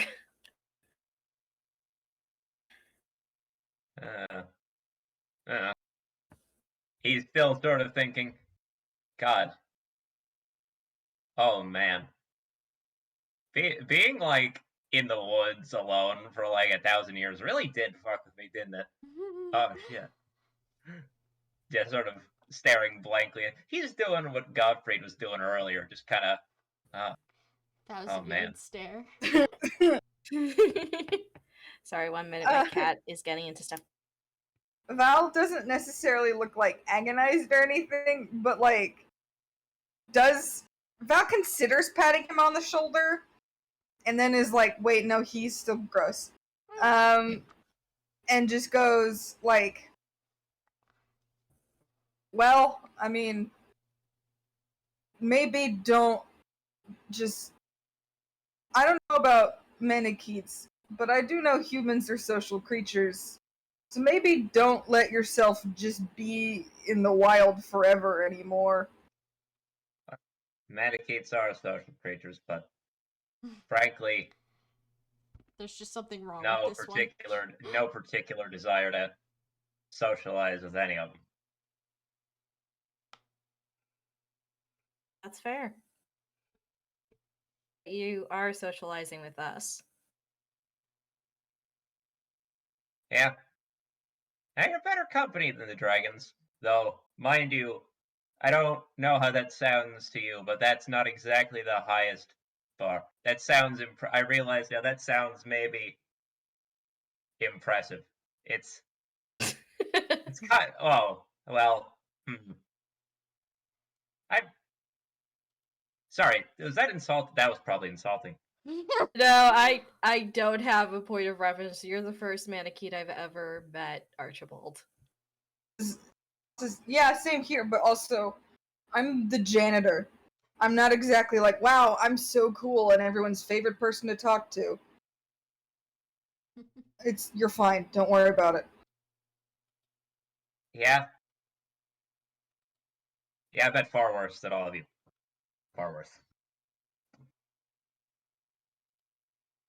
Alright, then while Archibald experiences his first bath in too long of a time, and everyone else settles down to, get a good night's sleep,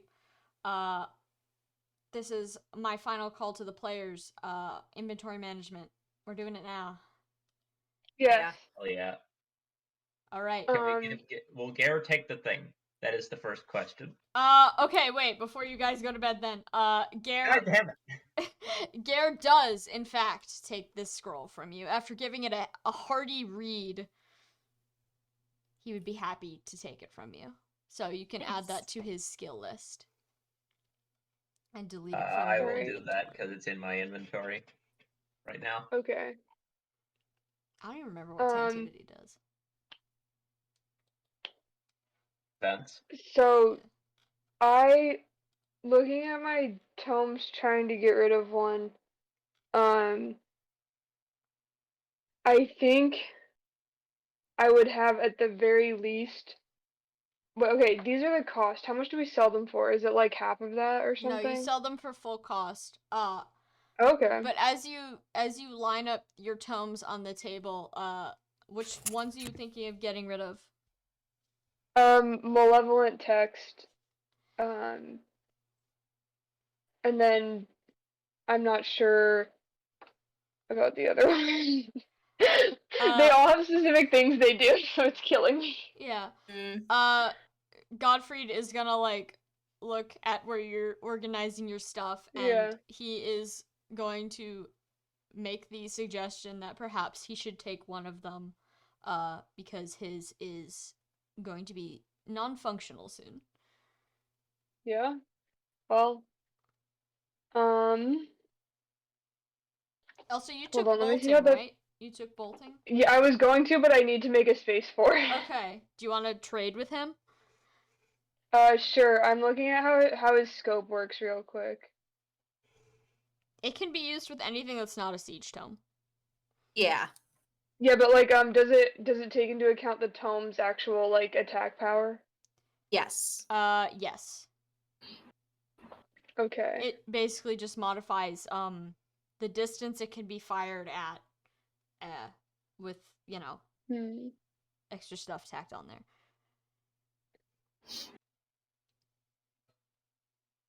Okay.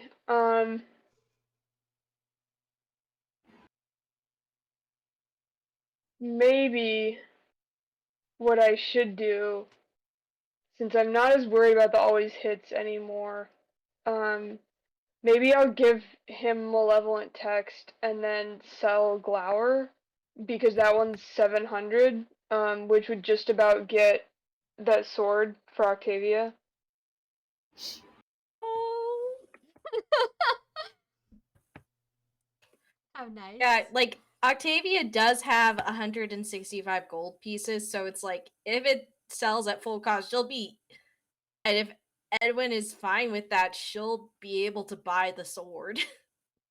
Did it? Yeah, absolutely, because, like, Dark Spikes is just straight up, like, better than both Malevolent Text and Glower, assuming I don't need to worry about always hitting, because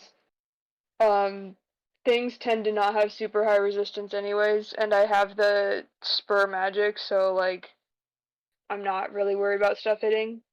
Mm. So I will give Malevolent Text to, I can put that in his inventory and swap it for, Yeah, just make sure the bolting description that's in bolting. his inventory is the right one, so it should have 10 out of 10 Okay. uses. Alright. I'm gonna paste something below the chart real quick so I can, Yeah, do what you gotta do. And he also just has so I can, smite gift that do he some. doesn't want. Yeah. So Oh, yeah, Malthea that's right. still. Do we still want to give Amalthea the breathe underwater, and then we'll give her a water tome when we get one? Yeah, I was gonna ask about that. Can she? Okay. Well, first of all, it is water damage weapon specifically, so it's not a tome. It would be the most natural thing for it to be a tome. It'd be weird if it. I guess it could be a water sword or something, but Or ice. yeah, me saying water magic earlier was just for Archibald Hey, flavor. I don't know. yeah, Sam, how much damage does bolting do? Oh fuck, I didn't write it, did I? Yeah. Let's take a look. Unfortunately. Let's take a look. See, bolt. Well, she looks up that. I would like everyone It does to know 1d4 that. electric. Okay. I did deliberately give Gare the ability scroll that lets him increase his defenses when he is not near allies. Yep. It's for That's him. good for him. It was not coincidence. It was on purpose. It makes sense for his character. Alright, I'm also gonna consider Glower sold if you want to, take that money and potentially haggle with the man. I would be open to doing that. I would say, like, just so that way it's in a fun RP way, maybe Edwin just gives Glower over on there, and Octavia, like, honestly looks a bit touched, and she, like, pats Oh. his shoulder and, like, leans in and gives him a little side nod, like, thanks. It's free tome. Yeah, well, I mean, you always look out for me, so. Well, it's my job, and honestly, it's fine looking out for you, Edwin. Thank you. You're no trouble. Well, that's good. No problem. Gives her a thumbs up. Like, Octavia has the urge, like, because I imagine since she's the middle child in her family, she hasn't seen her younger brother like over a decade, but she has this urge to like ruffle his hair. she decides to just like pat his shoulder and give the side hug instead. All right, what else are we still deliberating on? Quietly just sort of nudges Amalfi while everyone else is busy making decisions and just sort of quietly slips her the water breathing thing and whispers, "Hey, this is for later. Don't use it yet." Amalthea is gonna make like a woo face at it, and then she's gonna use it. She's gonna shove it in her pocket. Apply. No take backsies. Alright, did anyone want a smite gift, or should we just sell it to make space right now? I think I forgot Smite Gift is a thing. No one here does force damage, right? Not yet. No, not yet. No, Certainly not. I got Eh. piercing and slashing, baby. Nice. I got slashing. Sam, Yo. question. Hi. What? There's a few abilities at the dragon table that say they do extra damage, but not all of them say what type of is. What type of damage is Night Kneeler? That would probably be slashing. It's just slashing. Yeah. It's all slashing. If it's not Alright. specified, then it's probably slashing. Noted. Oh no. Force damage specifically says it moves you after you get hit. So if nothing says, oh, and then after you hit them, they get forced back a space or whatever, it's probably no force damage. I have a stun, but it's a non-damaging stun, so I don't think that counts. No.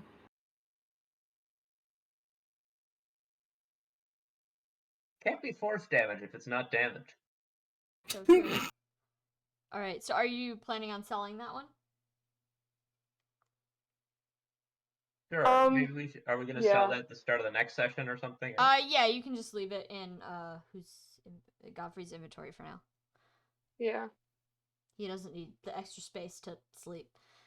Yeah, I'm also, when we get to that, I'm gonna write in my notes.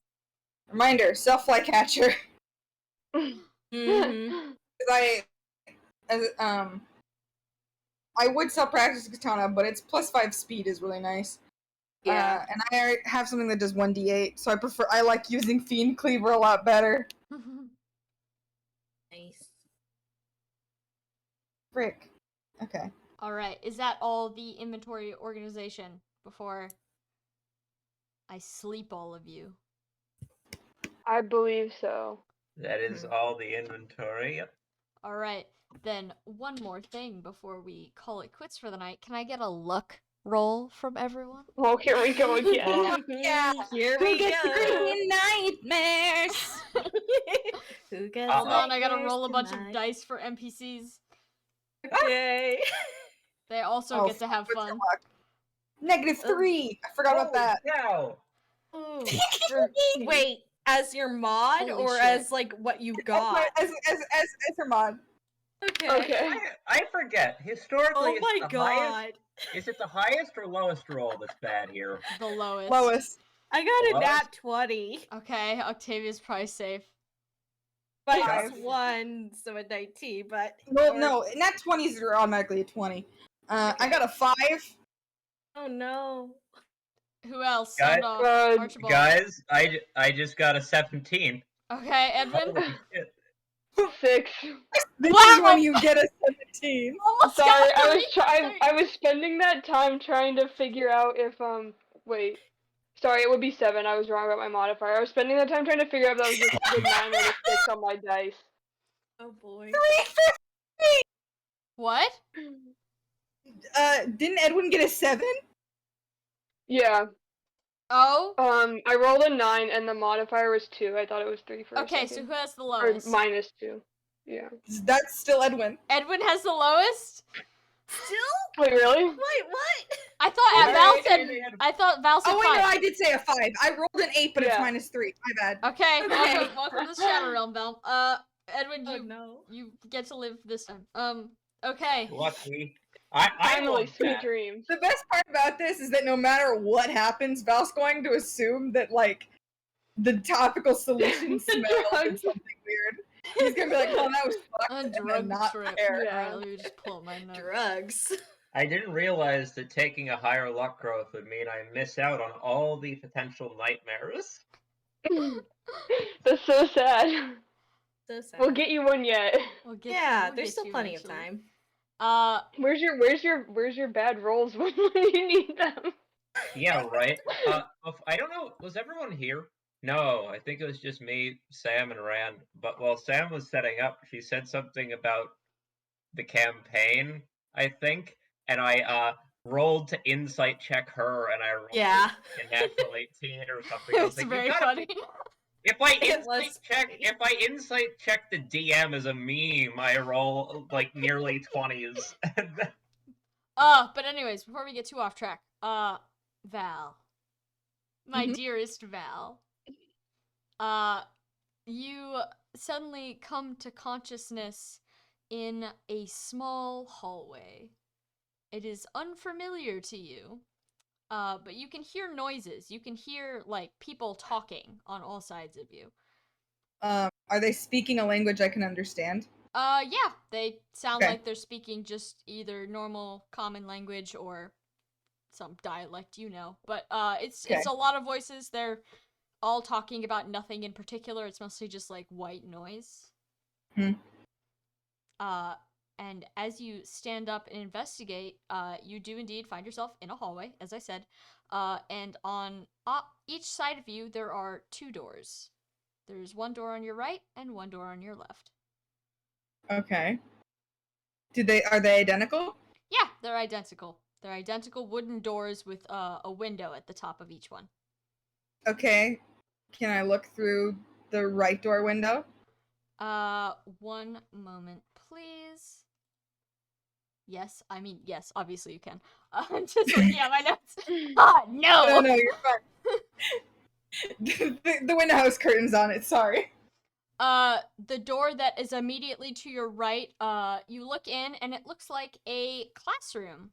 There are a bunch of tables around and a bunch of chairs, and you can see children and young people of varying ages, like, at these tables and chairs, doing stuff. They're just kind of doing stuff. Is okay, then Val looks through the left door. Much the same. Different group Okay. of people, but they're all just kind of doing their thing. Do any of them look like Godfried but tiny? Do you want to make a check for that? So I'm assuming perception. Yeah. Okay. Val's not got great perception, so let's see how this goes.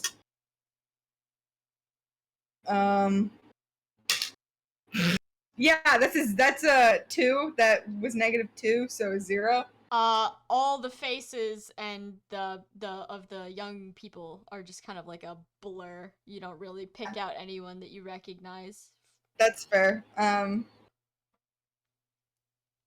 This is where I'm gonna have to see if I can remember which one had the person that was exploded in it, if this is the school, which is my hypothesis. I mean, Val doesn't know, so it doesn't matter. Val, Val's going to. I mean, here's the thing. Val's like, oh, Val favors his right side, tends to, because that's where his wound is, and so it's just like an automatic, like, psychological thing where he chooses things to his left instead because his right side is bad. But he's also like, wait, if I walk in, are they gonna stare at me? And then I'm just gonna be like, I don't know what I'm doing here. So Val's just like standing there looking really like, Val, you know what? I'll flip a coin. Heads is to the right. And then if something happens, whatever. Alright, I got heads. So Val will walk in to the room on the right, looking really nervous, like he is convinced everyone's going to stare at him when he does this, and he doesn't want that to happen at all. Alright, as Val opens the door and slips inside, she can be happy to know that none of the people in this room seem to notice her presence at all. They don't even seem to recognize that the door has opened. They just continue going about the business. From what you can tell, it's like, I guess, lunch hour. Everyone's got, like, food, and they're eating and they're talking, and no one seems to be doing work. Val does whatever the Arcanean equivalent of, like, when something, like, weird happens to you and you make a sign of the cross. I was like, oh, thank God. Thank the gods, and does whatever that is. Okay. Yeah, none of these children notice you. They're just doing their thing.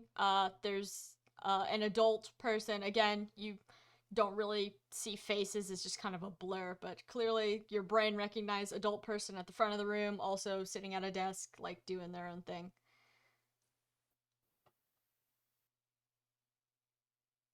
Did you die?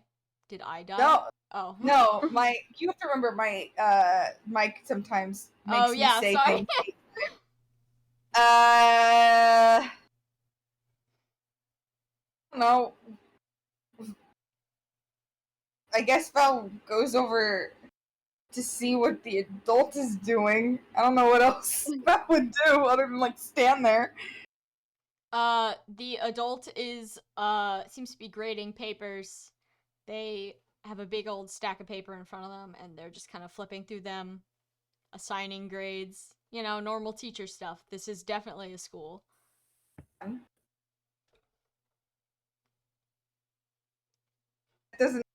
Val doesn't know what to do about that then. Okay. Just like, okay, cool, and stands there. Okay. Well, thankfully, in order to break you out of your reverie, a loud noise comes from the hall, as the sound of someone in heavy boots walks down the hall. You hear the door to the other side of the room clatter open, and the sound of boots disappears. Okay. Follow those boots. Follow those boots. All right. As you enter the other room again, the children don't seem to recognize that you're there, and the small office at the far end of the room seems to be open. Whoever had walked in here so furiously is standing in the doorway, and you can see that they are wearing very, like, you don't know if they're like baggy clothes. It's like a bit hard to tell. They're wearing like weird clothes, and they're blocking the doorway, so you can't really see into the office.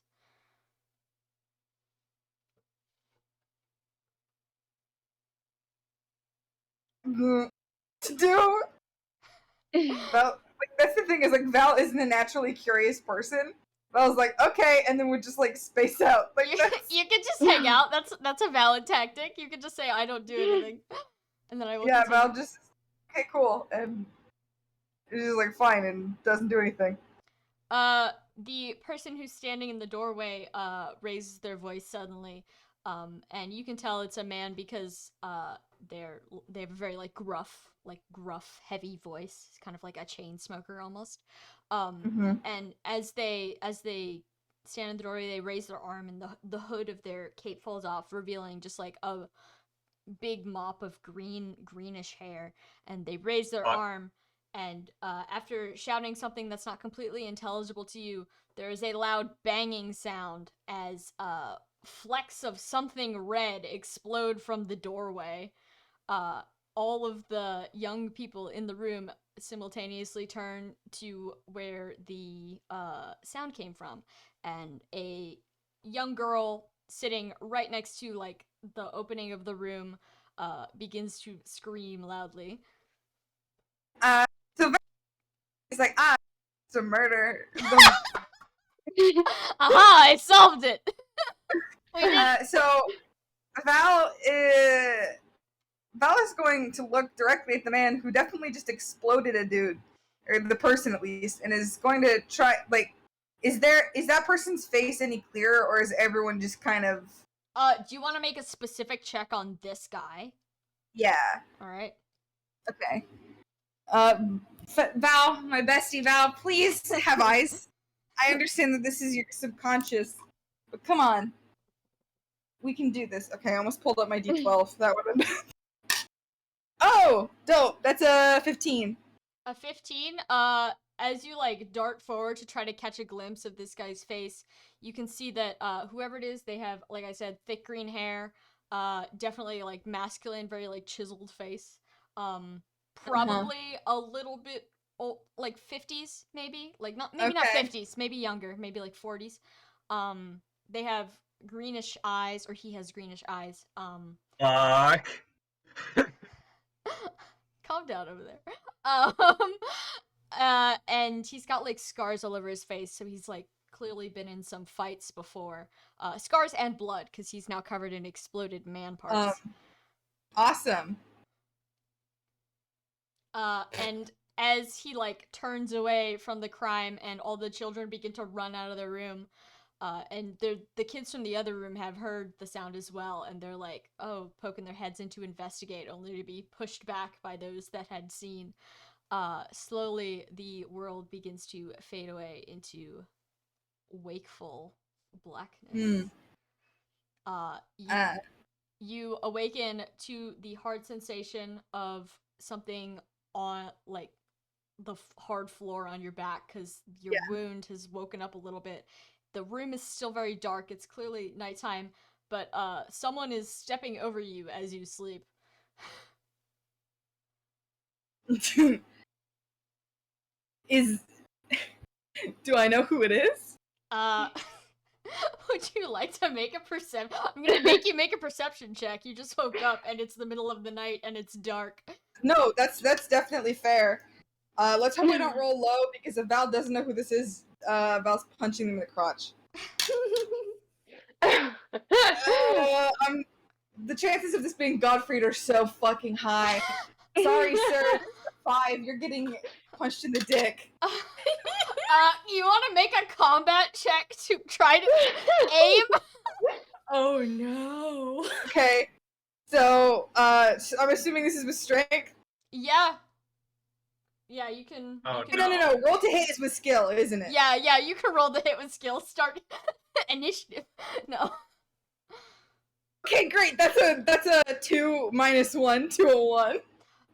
You, instead of managing to punch this person, you kind of swing your arm past them because they've already pretty much stepped over you by the time you do it. But they do recognize that someone just moved under them, and you hear Godfrey like quietly mumble like, "Oh, sorry." As he continues on his way to wherever he's going. He seems to be going back to where he was, so he got up and now he's returning. Yeah. Val, well, they're both on the floor, yeah? Yeah, they're both going to be on the floor. So Val just sits up a little bit and is like, okay. Well, okay. There's a chance I just had a vision of the murder that happened, and he's speaking really quietly because he knows everyone's asleep, so he's whispering. But I need to do a character voice before you'll be able to tell, or my mic won't pick it up because it hates me. Mm-hmm. So he's whispering, but I won't. And he goes, I either just had a vision of how that guy got murdered, or this poultice has more fumes than it's supposed to. You can't really tell what expression Godfried is making in the dark, but he's just like kind of standing there, and you can see that he's got like something in his hands. And the bathroom door is still like creaking, so he probably came back from the bathroom. But he's just gonna like stand there, and then after a few moments of just like complete silence, he's just gonna whisper, "It was probably just the salve." Val It has a tendency to do that. Doesn't think that's true and goes, you said they know who did it. They knew who did it, right? Uh-huh. You hear things. Did he have green hair and green eyes? Again, he is going to spend several minutes being completely silent, and he says, That's fair. This guy's trying to remember, like, probably one of the worst moments in his life. Val isn't, like, gonna be like, answer me. Val's like, yeah, that's fair. Hey, bro, I just had a vision. Yeah, he's gonna stand there, and he's gonna say, he might have. Val presses. Obviously, I don't know if Godfrey can see better than Val can. Probably. But not. Val's gonna. Yeah, probably not. Val's gonna press his lips into a line and go, well, that's. Huh. Okay. Are you okay? Which is great conversation change, Val. Or were you just like, bathroom? Again, he is going to hesitate for a long, uncomfortable moment, and he's just gonna say, I was just using the bathroom. And then he's going to walk over to where his stuff is, he's going to open the trunk of his box very quietly as he can, put something inside, and then lay back down facing away from you. Val is going to look at him and just go, I don't know what kind of bathroom trip needs something from your box. But I won't pry. Sorry. And then lays back down. He is not going to answer you, but he is Yeah. very probably still awake.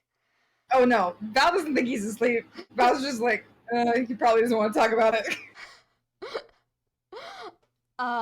Alright, and that seems like a perfect place to end the session for the night. Does anyone have any questions or comments? Oh, the horrible coin flip game of, I don't know, Forsetti or like Archibald's grandpa or something. It's either Peepaw or other Peepaw. On his mom's side or on his dad's side? Sorry. Yeah. Fortunately, what type of dragon even is Forsetti? Oh god. He's what a type divine of dragon? dragon. Yeah, he's a divine All of, dragon. all I of think the all of the Naga's Crusader 12 dragons. best friends are probably divine dragons, yeah.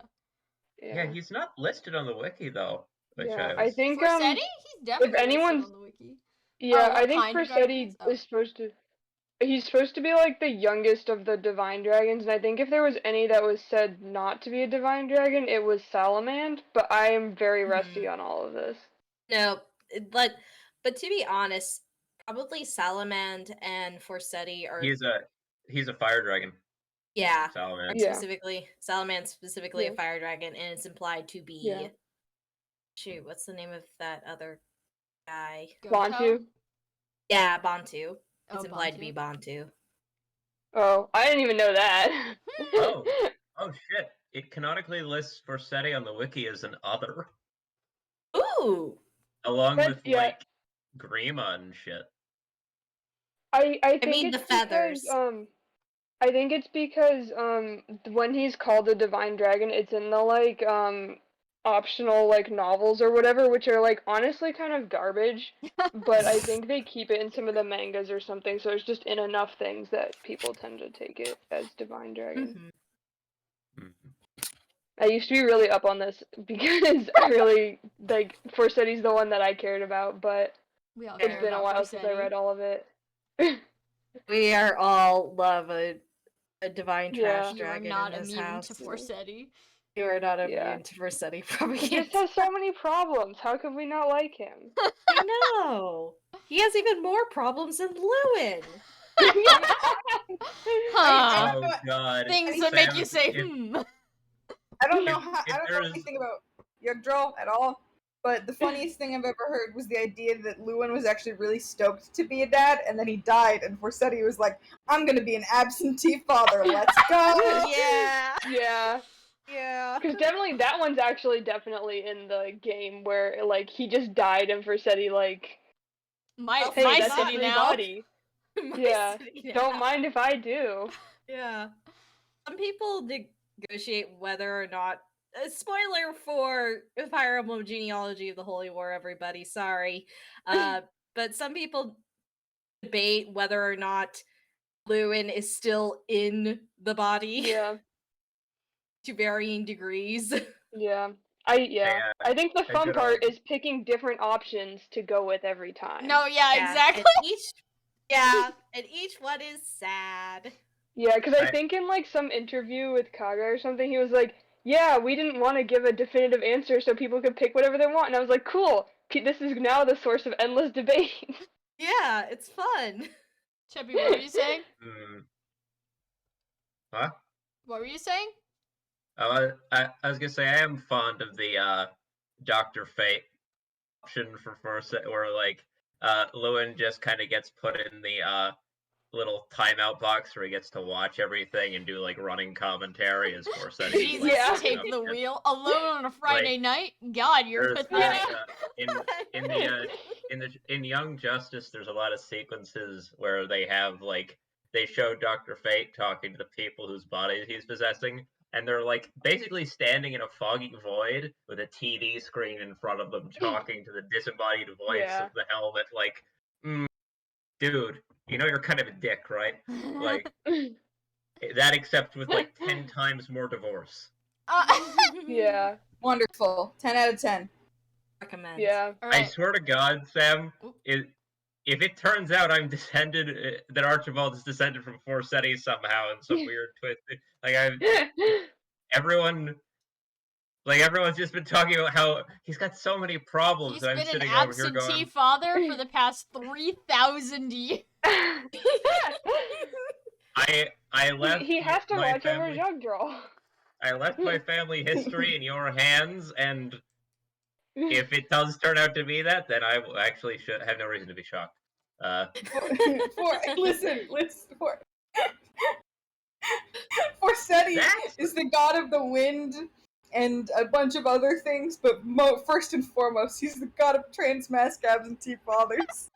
Yeah, we love to see it. King. We love to see That god, diversity win. Archibald got almost all the Earth Dragon features, but he got Forseti's fuck-upness. And the hair. That's not And me the hair. confirming you're descended from Forseti. I just think it would be very funny if you got that and also the hair. Yeah. Oh boy. Green hair. Alright, any other non-Forseti related questions? No. Can we I guess- level up yet? We'll go to the market in the morning for Yeah. next week. Next Did we level Yeah. up? What was no, that you did sword not level again? up. What was that? Damn it. What was the sword again? I just forgot what it was, Larcy's but I know there was a Edge. sword. Larcy's Edge. Fancy. Next It's next so session I will be forcing you into combat whether you want it or not. Oh, Hooray! good thing we got a sword then. Sam is sick of us talking No, to each other. I love the roleplay sessions, but also you guys are never gonna Yeah. Unless we combat. You're gonna die That's up there. We're just little guys. You're just a little Just guy. a little guy. No, I think we were planning on leaving the next day anyway, but that's so Yeah. funny. God. So first of all, I imagine the bed setup Oh is yeah, because who's Archibald sharing? I would assume, I'm guessing Avia and Amalthea share one of the beds, and Edwin Air just has a Gare. bed all to himself based on Yeah. what he went through. It's like, there you go. And Oh, then does Edwin can not take sleep the in a couch. bed? Oh, couch. No, got it. everyone can. Oh Or yeah. Edwin can sleep in the bed with us. It's fine. Just No, he can go on the couch. the three small Edwin and people Mal- in one bed, and then just Gare starfishing on the other one. Archibald gets the couch because he smells. Oh, no. Archibald does not get the couch. Archibald is on the ground by choice. His love of ground. So no one's sleeping on the couch. The couch is just No, empty. Edwin can take the couch. Oh, Edwin is taking the couch. Okay. The gang's all here. Floor party. So true. Yeah, curled up, like maybe at the foot of the couch or something, like off to the Like a side somewhere, I cat. don't know. Aww. Like a smelly Can't- cat. Oh, He I did can't wait for shower. Val to wake up and be He like, just great, ma- time to never think about my wife ever again. Oh no. Oh no. Oh no. You can always just drug you again. It's fine. Yeah, we Yeah, gotta stop by we for can more get that of that sound. good stuff. Yeah, get some of the They're good like, stuff. hey, Lady Lothair, Lothair, please, Give us do you have drugs. some of your drugs? Val has trauma. The eighth Medicinal drugs. the eighth playable character is our drug dealer. Okay. Alright. Okay. That's good for this session then. Thank you all so much for coming. I always appreciate it. I hope you had fun. This one was a little bit of a lull, but I promise we will pick up soon. So, thank you very much for coming. Have a good night, everyone. Yeah, thank you Good for night, DMing. It's everyone. been I better fun. not be descended from Forseti. I won't confirm or deny anything. He left. It's too late.